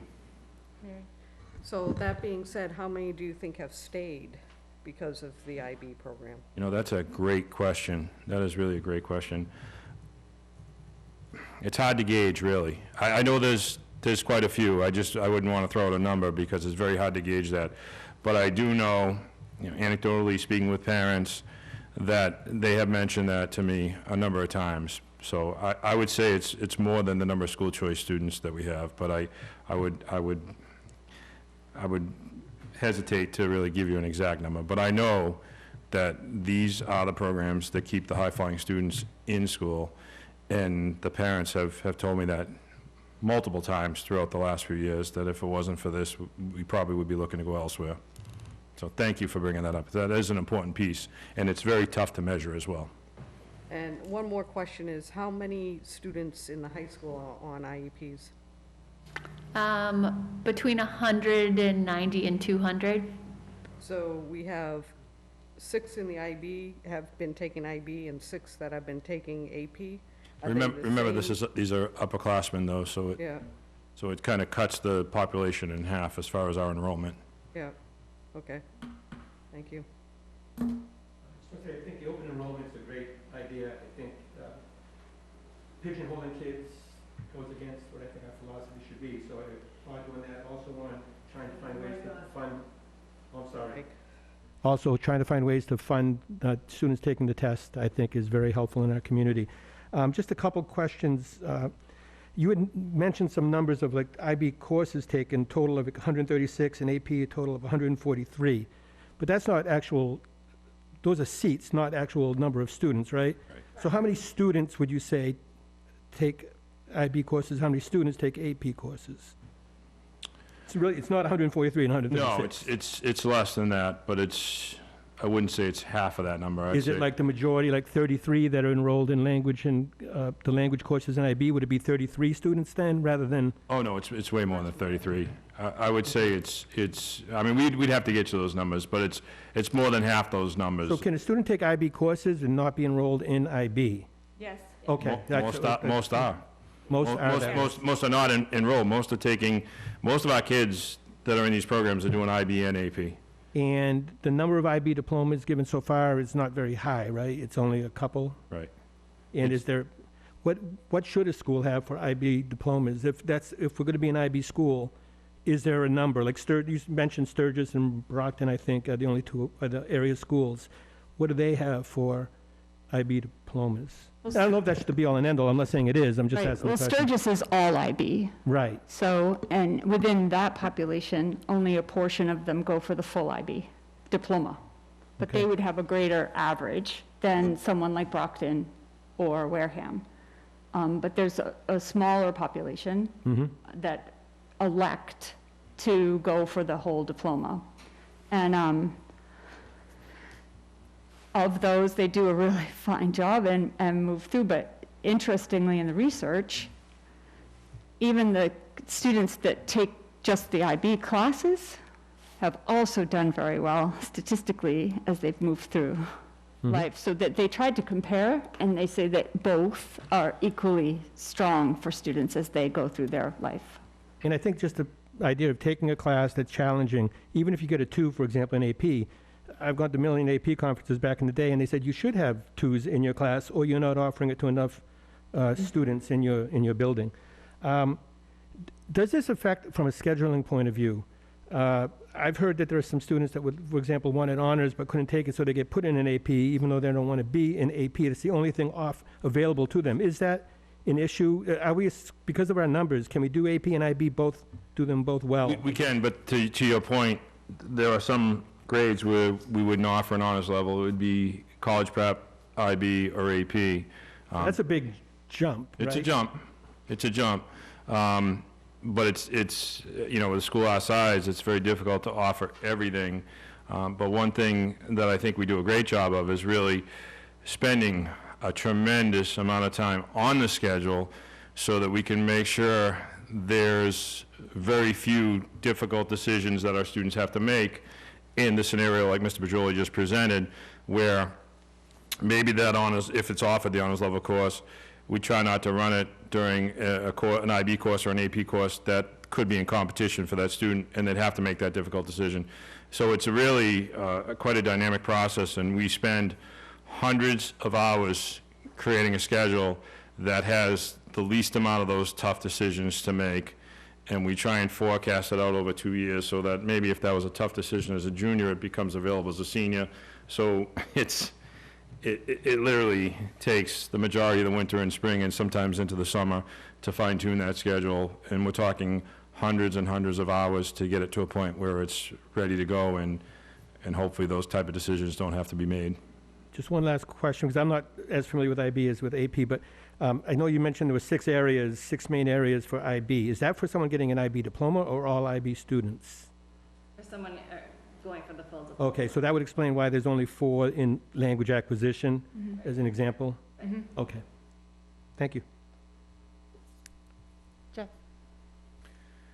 So some of you won't be surprised to know that I routinely embarrass my wife by going to a symphony orchestra concert, and everybody else is standing up and giving a standing ovation, and I'm sitting in my chair because I didn't like it.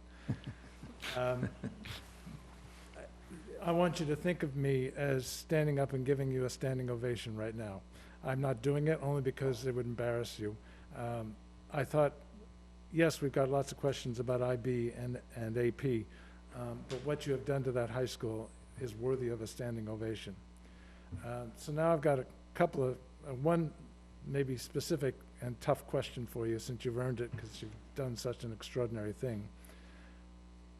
How many of you were in the building when that first DESE NEASC report was done? Well, there's 2 different reports. DESE and NEASC are separate. I understand that, but they were close in time, close weren't in they? time. Timing was close, correct. Timing was close. So how many were in the building? Okay, just the 2 of you, okay. How do you feel today about what you're doing for Wareham students compared to what you were doing then? Go first. Sure.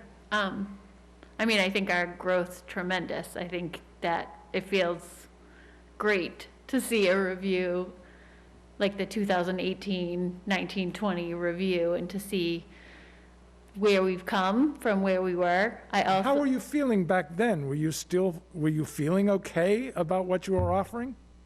Yeah, I think that, I mean, I think we felt okay about, I felt okay about what we were offering, but then as you see the recommendations you make, and then as you make adjustments and build programs and see how much more you could do, I think looking back in hindsight, it doesn't feel good, but I think at the time, you know, So what I'm hearing is 2 things. One is the reports themselves actually had some stimulative value. You know, they said, gee, we should get our act together. And then, of course, the much harder thing was to actually do it. right. And that took extraordinary leadership. Mr. Palladino? So I would say we were not surprised by the report. Let's start there. You weren't? No, we were not. We felt there was a lot that we could do, specifically for students that wanted a challenge. At the time, I think we were offering like 6 AP courses, and we had requirements to get into the AP courses. You had to meet prerequisites, and it was really a select group of students that were able to participate in those programs. And, you know, one of the things that we felt was important was to loosen the reins. Obviously, we got involved, you may remember, we got involved with MIE, which is a program that teamed up with schools in the area that needed to increase their enrollment in AP, and that helped to facilitate the process. They gave us some grant funding as well. We had some training for teachers that had never been on training. There were so many pieces, and it allowed us to expand our AP. And then obviously the support from Dr. Shaver-Hood when she came on board, and Dr. Schwam allowed us to really push the envelope. And soon we had the Bridgewater State agreement for dual enrollment. And before you know it, we got the IB rolling. So there was really some drastic changes that occurred. Our teachers, I want to really make sure I mention this, our teachers agreed to a new schedule. They all agreed to teach an extra class. Well, Rochester has the same schedule as us. Their teachers teach 5, our teachers teach 6, which allows us to run programs like this. And it also allows us to keep our class sizes low. So when I come back and you see our class sizes, please remember, our teachers are teaching one more period than the next town over, and this allows us to do these kind of things, these classes that we otherwise wouldn't be able to offer for IB and AP, we now can run. So obviously, as Andrea said, you know, we've seen the drastic change, and we've seen the pendulum really shift, and now, you know, it's AP and IB for any student that wants it. We don't pay attention to the prerequisites. Obviously, we want to make sure the student's going to be able to attain success in the class. We don't want the student to spin their wheels, but there's obviously those opportunities. We provide Saturday sessions for our AP students, and it's been a great transition, and obviously, you know, receiving from a neutral party the accolades that we received from the DESE review and from the NIASC review last year certainly is a testament to the work we have. And obviously, you see the great leadership team that we have up here, but it all starts at the top with the superintendent and our curriculum director, assistant superintendent now, excuse me. We couldn't do it without everyone. It's a real team approach. Our teachers, obviously, that's the nuts and bolts of the operation, the teachers, and being involved and volunteering for training, and getting involved in that. That's really where it starts, and then the students making the commitment, and making the commitment to take and in most cases pass the end of course of exam. So I think you've answered the question. That extra period is how you're able to have those very small classes. Correct. I mean, because some of those classes are, you know, tiny, and yet you're managing to do it, which is an accommodation that I suspect most schools simply couldn't do. Not with some schedules that they have, and it's difficult because, you know, you have to we still have to make those business decisions, and sometimes it's very difficult because you have, you know, 4 seniors that want to take a course, and you have to weigh, okay, what am I not running by running that course with 4 or 5 kids, or maybe 6 kids? So, Dr. Schwam, as you think back of this transformation that you led, and obviously your superintendent as well, what was the hardest part of achieving this transformation? The hardest part continues to be the way the system assumes AP and IB classes are, and the belief that our students actually can and will rise to the occasion if given the opportunity. So you're suggesting that low expectations is almost the norm, but your high school has high expectations. Correct. Okay, AP and IB. I still look at those numbers, and I realize 2021 are not norm, but even 2019, and I realize the benefits of taking the class, whether you get a 2 or a 4, are clearly there. And I asked this of Dr. Schwam recently too, but I guess I'm going to ask, maybe Mrs. Kavicki would be the best person to ask. I know she's happy to hear me say that. Is there any possibility that there is an alignment issue between, and I'm not suggesting good or bad education or on the instruction, okay? But is there any possibility there's an alignment between what our kids are being taught, how they're being taught, and how these exams are being graded? So I can kind of speak on this, I would say, from both sides, former AP teacher and AP grader for AP Calculus. Oh, you're a grader too? Yes. Ah, then I am asking the right person. So I think that being a grader is probably the best professional development some of the best professional development you can have as an AP teacher. And I think that the more we can encourage that of our teachers, I think most definitely our students will benefit. So what percentage of our AP teachers are also AP graders? So to my knowledge, the only other grader was John Wilson, who was AP Language and Composition teacher. And then I've done 2 years as AP Calculus, A, B, and BC. So the more graders we have, the more likely this alignment issue, if it exists. If it exists, right. If it exists, would be at least minimized or potentially even eliminated. Right. I think also, though, MIE, which Mr. Palladino talked about, the Mass Insight program, that professional development is all done by AP graders as well. So even if our teachers, aren't doing the end of year, I'm going to grade 2,000 exams in June, they're going and they're attending these professional development sessions. All of our AP teachers are trained.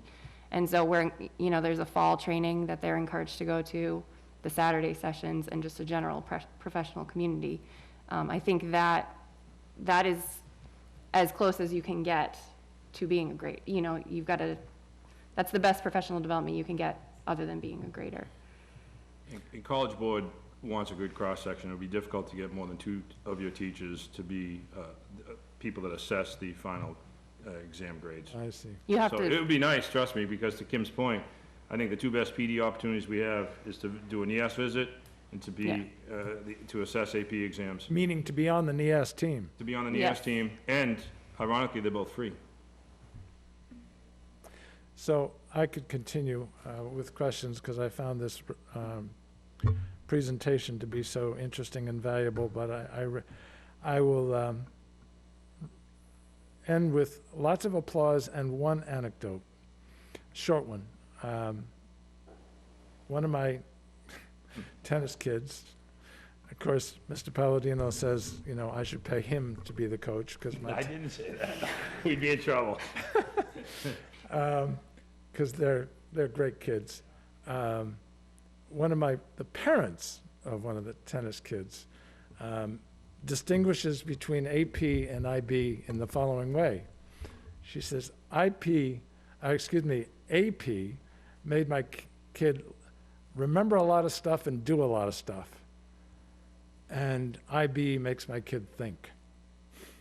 That's good. And of course, my response to them, to the 2 parents was, well, when I was hiring a lot of people, I wanted to hire people who could think. Thank you. Thank you. Thanks, Jeff. Well, I have a lot of questions, but I'll try to pick out the big ones. So this is a question that I've asked before, and this is a good time to ask it again. So for the students who aren't in the IB diploma program and not even in an IB class, how do you measure the success of the IB program for them? Anyone? If I could take it, all of our, I shouldn't say all, the majority of our teachers have been trained in the IB philosophy, and we've incorporated a lot, such as you heard about, the common templates that are used for our curriculum. So even though it's not an IB course, they're getting a taste of the IB philosophy through the pedagogy that goes on in the classroom, the instruction, the planning, and a lot of the PD that the staff is involved in. So even though it may not be an IB class, there is a tremendous amount of the IB philosophy in the instruction. Okay. Students also, they take the exams, just like AP. So even without a diploma, They're still sitting for the exams. Right, but I'm talking, so the students who are in the IB classes are I'm sorry. really a minority. No, I'm talking about the kids who aren't in Right. IB Okay. class, but are still benefiting from, like you said, the IB And, class. and we hope that with the MYP program up and running shortly, that would funnel some more students into the advanced coursework that is offered at the school. So there's no doubt that there's improvements from, you've made those comparisons in different ways. But are you saying that those improvements are IB is the reason for those? Obviously, it's not the reason, it's the people who carried them out. But without IB, we wouldn't have made those improvements? Is that? Without IB, we wouldn't have had the foundation to begin to at least have a common way to promote the ideals that we needed to promote to make the transformation happen. We needed something.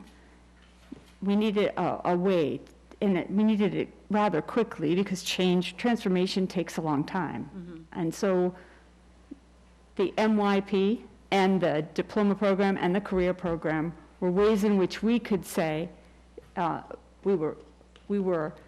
was very concerned about teacher autonomy in making decisions. I was concerned about buying another program because programs were coming and going and they cost a lot of money. We needed to really get in there and find a way to change what we were thinking and how we were doing it.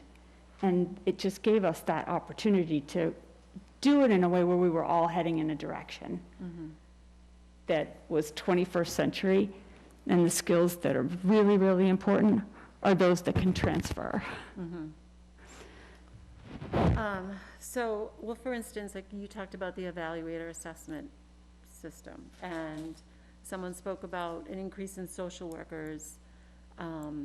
So, I mean, all of that, I don't know, I have a hard time just attributing all of that to IB, because there's more at work here than that. Is that true? I mean, we'd be focusing on social emotional for students, even in the absence of IB. We can't give IB credit for all of that, I guess is what I'm saying. I think IB was the catalyst for a philosophical change in how we instruct. I think that's a fair way of putting it. You're right.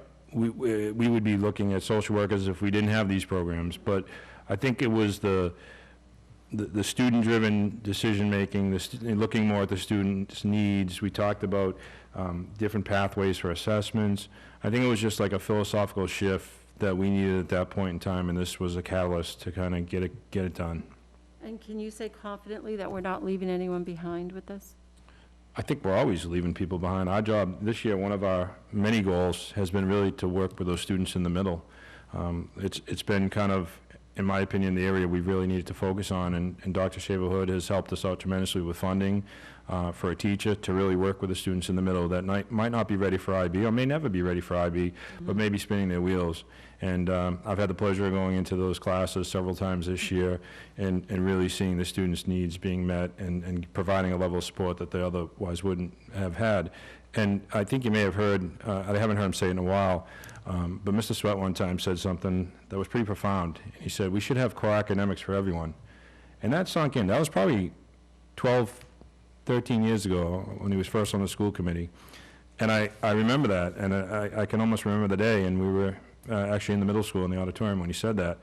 And that's what we have provided for our students that have been struggling, our students that we have identified to be at high risk. And it has nothing to do with IB, MYP, AP, dual enrollment, but it has to do with like kids that continuously spin their wheels and need some support. They don't have an IEP, so they don't have that level of support, and they're not advanced, not that they would need a lot of support, but they're the kids in the middle. So, hopefully I'll be able to report back that we have, decreased those students that are failing and spinning their wheels and being retained. And I would think the end result would be a percentage of those students would be taking a look at some of those advanced courses, because, with that support and with some maturity, we will see things change for that group of students. So I hope that we'll be able to continue to come back and give you numbers and see the increasing numbers. I believe this is like, only our 4th year here with the IB. So I do think they'll be in line to be involved in some of those classes. Okay. I say again, like, there's absolutely no doubt that a transformation has occurred here, and my question, I just want to make that clear. So that goes back to a question that Kevin asked about classes that are available. So I understand you can't run every class for every student. Right. But when we're talking about an English class, so a junior might have to choose between a college prep class, no honors class available, and then an AP or an IB. And then they, maybe they think, oh, I'll be okay, and then they're not. So, I mean, so that leads me to the question, is the high school big enough for AP and IB?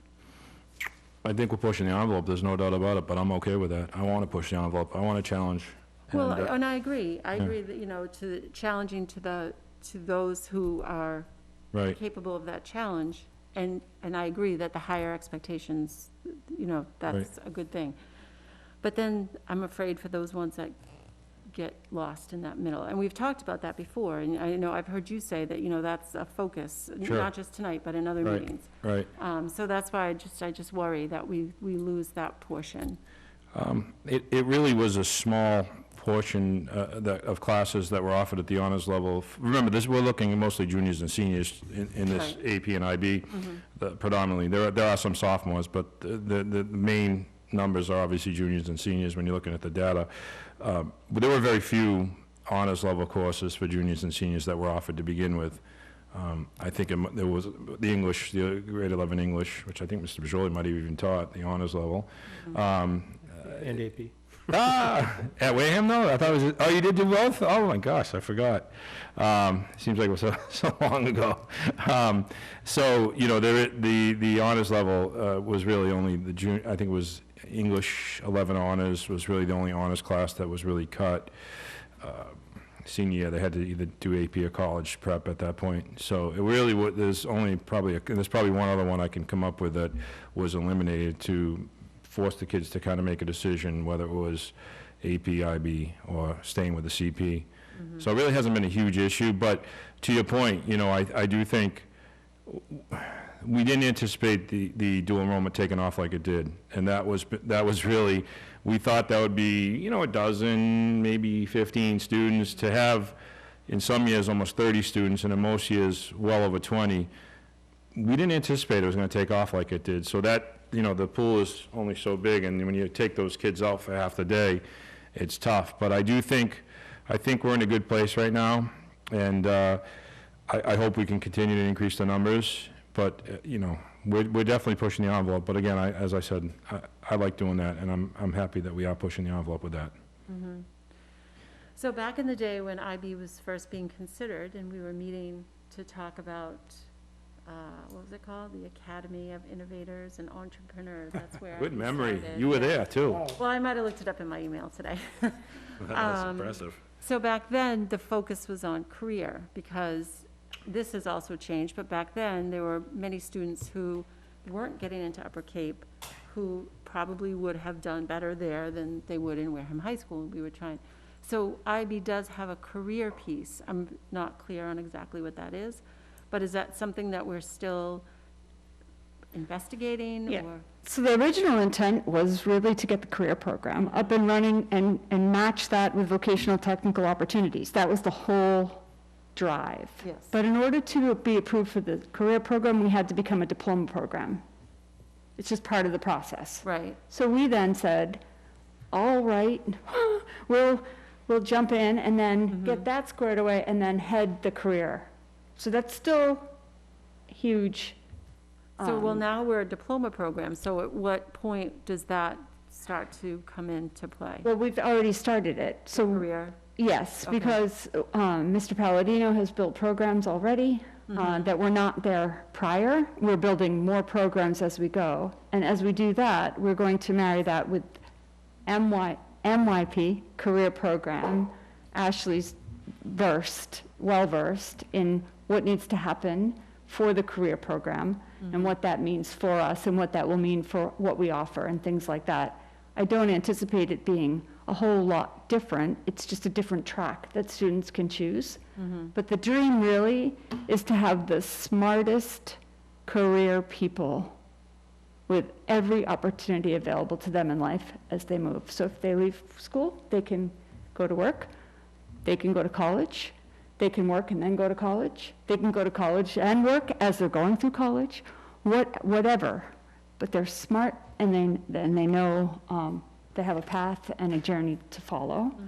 So that's really the dream. It's indicated in the strategic plan, a huge part of it, and that's the direction that I think we would, love to be closer to, which I think we're building. Well, and I think that there's a large portion of the student body that that would benefit. Absolutely. And I really appreciate, so that was Ms. Cannon's explanation of MYP was like the best explanation that I've just heard. I mean, we haven't talked about it a lot, so I haven't had that opportunity, so I really appreciate that. And hopefully going forward, we'll hear more about that. Is that something that is just gradually worked into the curriculum? How does? And we've had our visits, similar to the diploma program. We had a visit 2 Octobers ago. COVID sort of messed us up a little bit, but, and we received feedback. We needed to put a position for, I'm getting the acronyms, for the high school, the career, the Project coordinator. personal project coordinator, which we did during negotiations. We got that in to the contract.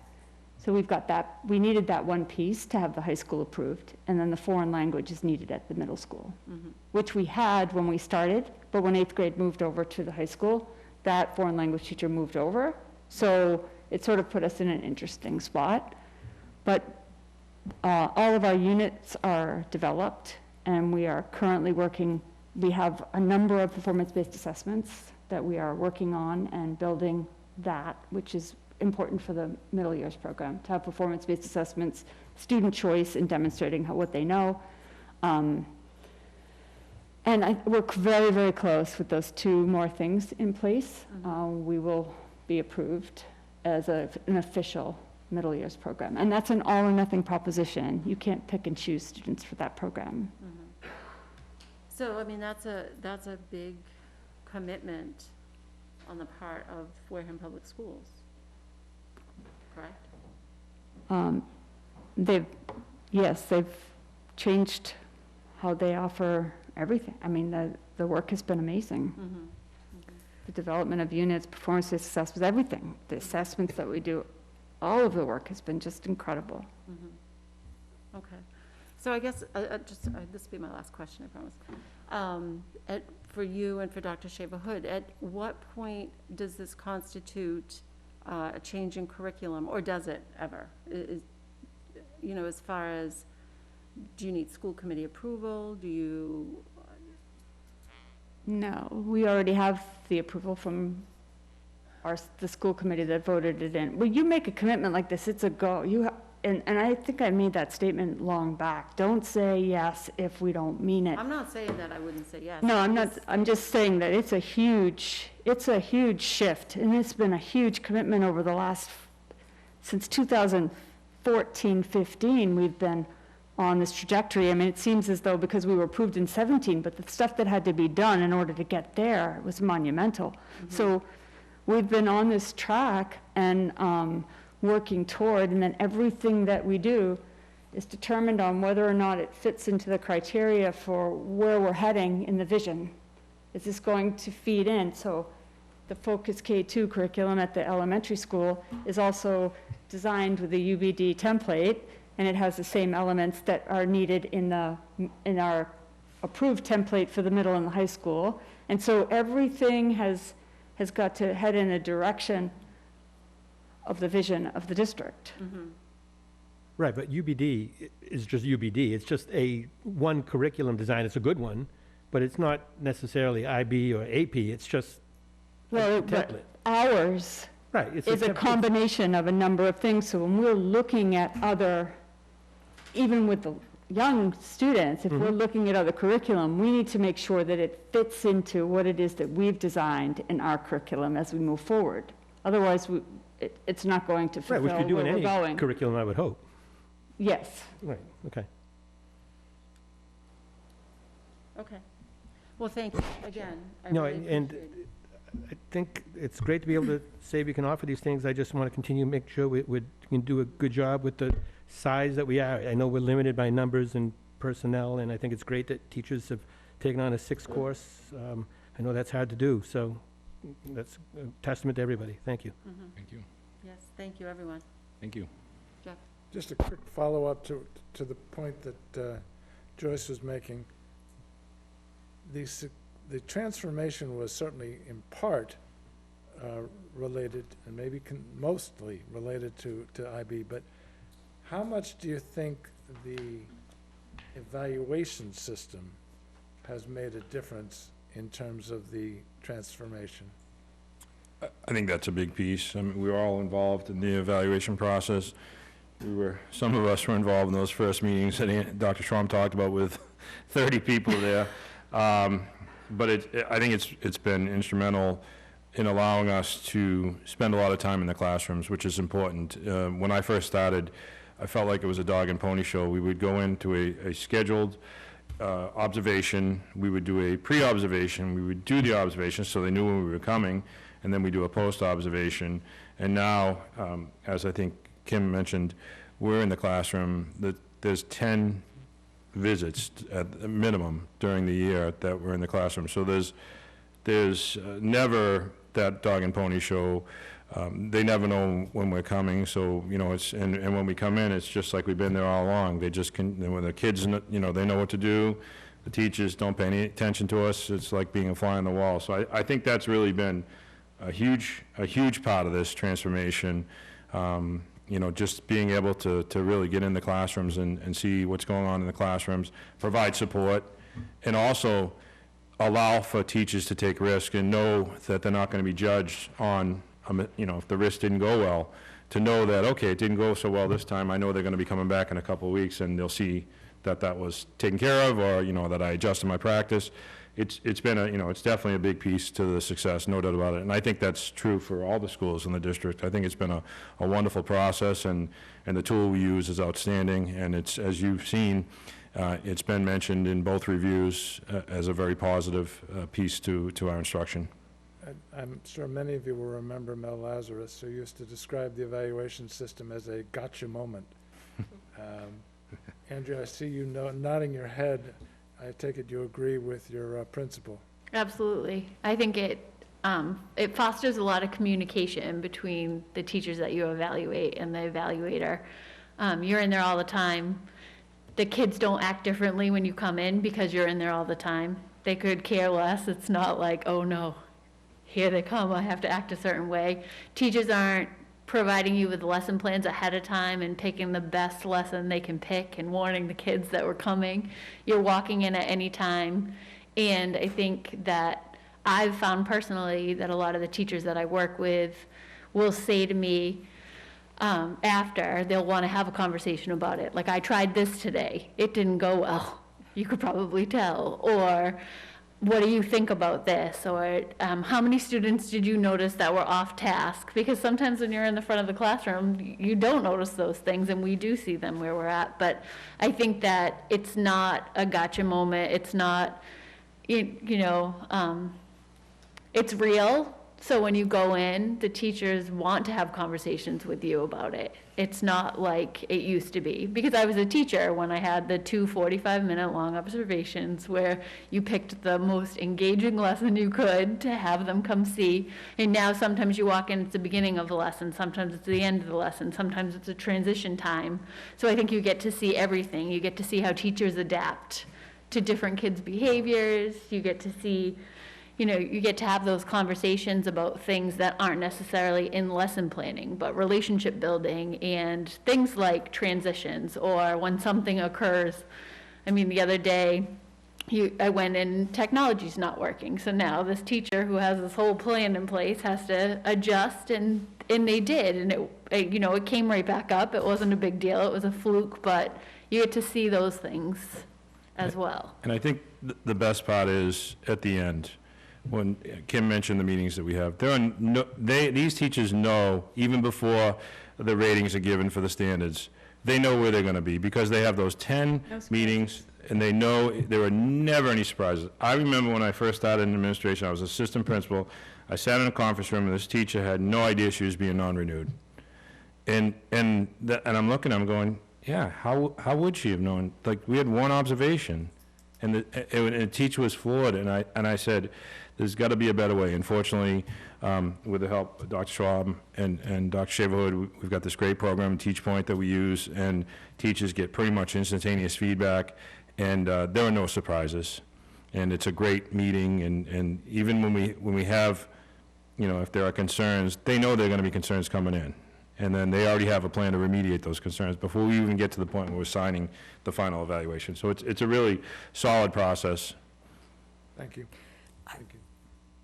So I just think that, in summary, what you witnessed today was really the journey of the district in the last several years. As educators, it's also our responsibility to step back and look at what's working and what's not working. One of the things as educators, what we want to do is we want to provide all students with opportunities that will help them move forward in their lives. Our district desperately needed technology. We put technology in. Our teachers needed tools to work with, so we provided the PD for the tools that would help them prepare the lessons for our students. Additional support has been needed, so we've put additional support in. That doesn't mean our journey is stopped. If anything, it's time to step back, to reflect on what's working, what's not working, what do we need to hone as we continue to move forward. And I think that's where you'll find the career, the IB, because we have the basis, and now we're ready to move forward. The question is, are we doing too much? I would hope that when we look at the students' lives, we never do too much. And so we always provide our students with as many opportunities as we possibly can. Sometimes we need to work smarter. And so this has certainly given us time to pause, time to look forward, and I believe that what you'll see, is additional honing and rollout for our students, because that's who we're here for. So I appreciate all of the work, and it's always concerned me to make sure that we've honored the work that people did prior to what we implemented, because everybody, and I think Kim said, Andrea said, yeah, I thought we were doing really well. And I think that's very important, to always honor what history is there, but how do we help people move forward? And I certainly think that by implementing IB, by implementing AP, certainly the dual enrollment has provided us additional tools to help our students, and we'll continue to do that. So I appreciate all of the work that people have done, Dr. Schwam for her guidance, and just everybody working together for the benefit of our students. Okay, thank you. Thank you, everyone, very much for being here. And Dr. Schwam, thank you very much for that presentation. We should do that more often. We should talk about this more often. Great job, everybody. In smaller, that more would be fine. detail in different areas, yeah. That'd be great. Yes, thank you.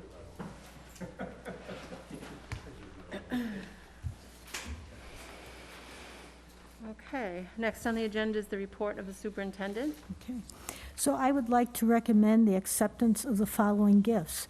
Number one, 83 boxes of hand sanitizers, 10 boxes of masks, 30 boxes of wipes for the Wareham Public Schools from Home Depot. Secondly would be school supplies to the Wareham Middle School from Staples. Next would be school supplies, small dry eraser boards and white poster boards to the Wareham High School from Community Youth Empowerment, and $1,895.40, the remaining balance from the class of 2021 to Wareham High School for signage. So moved. Second? I really wanted to ask Scott about the signage, but he left. That's okay, it's late. All those in favor? Aye. Aye. Opposed, abstained, 500. Thank you. Thank you. Thank you. So next would be to vote approval of the bills and the payroll warrants as listed on your newsletter. So moved. Second. All those in favor? Aye. Aye. Opposed, abstained, 500. Okay, we had sent out a notice to parents and staff about the mask mandate. The commissioner has extended it until November 1, so we will continue to look for our numbers of students who've been vaccinated and staff to see if we reach 80%. We'll continue to work on that. We also have the Test and Stay program getting just about ready to begin. Dr. Schwam's been working with the company that's been assigned to us, so we'll be working with our nurses and our students. All right. Do we have similar, going forward to the protocols that you did last year with COVID, where you would send out notifications that XYZ students in such and such school have tested positive, or staff members have tested positive, and you relay that, you know, all parties who needed to be notified were notified, but you were at least notifying us and the parents that there was notifications being made. Is that happening this year? Is there a plan for that to happen? We've not started individual emails going out. What we have, if you look on the district website, is the count, and then everyone who would need to be notified have been notified. Thank you. Jeff? Two things. Exactly how are we determining that percentage that the state is interested in? In other words, what is the process by how are we collecting these data? Right now, it's by volunteer. If you have your mandate, then you share that with the school nurse. That's how we've collected who have been vaccinated to this point. We're also looking at the data that comes to us from the state, but we do not have names. The school nurse has the name, but she doesn't share with us for confidentiality reasons. That's correct. Okay, so we've sent out a notice to parents and we've sent out a notice to staff that if you would like to tell us you're vaccinated, give that information to the school nurse. And that's basically the process, and then there's the state database, which may or may not be more accurate. That's correct.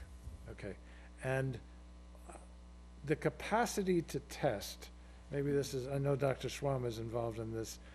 What is our current understanding of the capacity to test both students and staff? So the company actually supplies a team of people to come out with, and they have sent us supplies, PPE supplies, as well as the testing kits.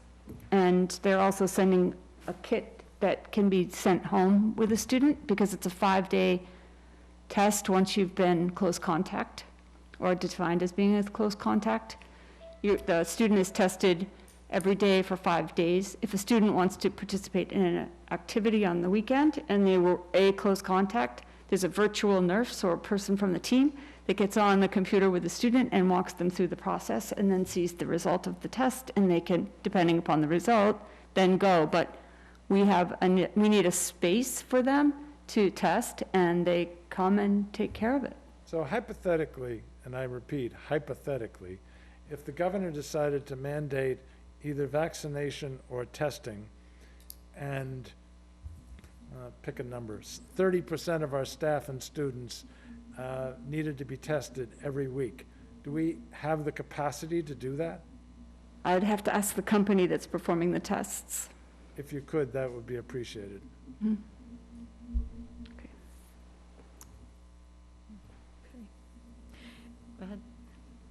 And then finally, the turning points, I continue to work with turning points, and I believe at the next meeting, we will have an agreement for you to review and then vote. Okay. Okay, thank you. Under report of the school committee, the elementary school update. Jeff? As your chair and your superintendent know, because, sorry, thank you. I'm trying to remember, Dr. Swan, were you with us for the walkthrough, for the punch list? Mm-hmm. Yes, okay, so there were a number of people. We had an internal, a month or so ago, we had an external punch list process, and this time we had an internal punch list process with the architect, with the general contractor, with the project manager. The good news is the school keeps getting better and better in terms of how it is developing. I would say, you know, there are many places that once it's cleaned well, it's ready to go. We did see some things that needed to be corrected, and the architect knew most of them, and some of them were small little things that we observed. But the actual physical school is getting very, very close. The furniture is trickling in. I wish I could say that it was all ready to go, but that's the determining factor, and when we'll be able to actually set a date for transferring the staff and students into the building. The certificate of occupancy is probably still a few weeks away, and which is, as I've said before, is critical because that's when we actually take ownership of the building from the general contractor. And as soon as that occurs, we can talk about letting the staff, students, members of the public, ribbon cutting, all of those exciting things will then be available to us to schedule. But right now, we're still waiting for a specific date when that would occur. So it's you know, we're getting so close, but the public should feel very good about the fact that it's going very well. The costs are not rising. We still have lots of change order money available if we see something. About 50% of our change order money has not been spent and probably will not be spent. It's going to be a very exciting ribbon cutting. Mm-hmm. Any Certainly is. questions? Okay. Thank you, Jeff. Thank you. And the policy review subcommittee, Kevin, do you? Yeah, our first meeting will be on October 20th. We are still looking for one special ed parent, and if you're so inclined, you can get in touch with us or Jamie Wixton at the superintendent's office. There's 5 meetings over the course of 6 months, and the meetings aren't very long and should be run pretty efficiently, I hope. Okay, thank you. We're going to postpone the discussion of the superintendent's evaluation timeline to a future meeting. Does anyone have any other business to discuss tonight? I would just add to Jeff's comment, to be real brief. In order for us to make any future decisions about vaccinations or testing, we do need a hard number of the staff. What are we talking about for numbers? And maybe it's something down the road we think of as a policy to require staff to give us the vaccination status instead of making it voluntary. Possibly. I throw that out there as something to maybe look at our next meeting, to have that discussion, just so we can get a realistic number, know what we're dealing with, if we can do something that's feasible or not. Do you believe that that it requires a policy? I don't know if it's a policy. I believe we can. I believe we have the ability, the school committee, to require that. Is my understanding from our legal counsel. But my only purpose is I don't know if it has to be a policy or not. It's just a decision maybe that we have to make. I agree with Kevin. I think basically what it comes down to is we can require it, and anybody who doesn't do it will assume to be not vaccinated.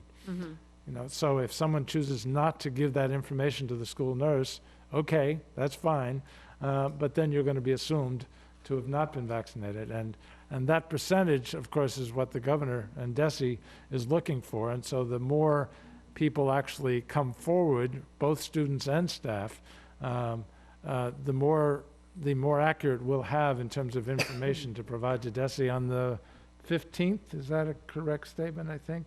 Yeah, they're looking for good information on the 15th. Okay. What they do with that information is anybody's Right. guess. So we can put that on the agenda, we can do some research and put it on the agenda for next week, whether it's a vote or a policy that needs to be introduced at our next meeting.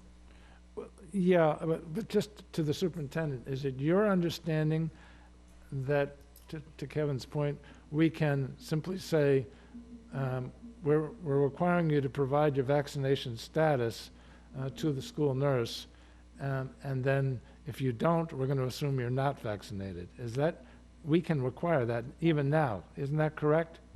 That's my understanding after talking with legal counsel. Okay. Yes. Good, okay. Okay, so we'll put that on the agenda for next time. Can I just ask a quick Oh, question? sorry, That go. only regards the possibility is if it reaches that 80%, I believe is the number, their target number for being able to have an unmasked situation. The only school that this would apply to would be the high school, correct, because of the age? Yes. Okay, thank you. Okay, our next meeting is Thursday, October 14th, and before we adjourn, I just want to say another thank you to WCTV for all the hard work that they're doing to make these hybrid meetings possible. One more, sorry, it Oh, did look sure. like there was items in the chat. I don't know if those were directed to us during public participation or if who was No, there was attending no the one Zoom. who, There was no, those were comments about other things later in the meeting. That's Okay. why they weren't. Thank you, just making sure. I wasn't sure if it was, yeah, Seen. no, we can only acknowledge those during public participation.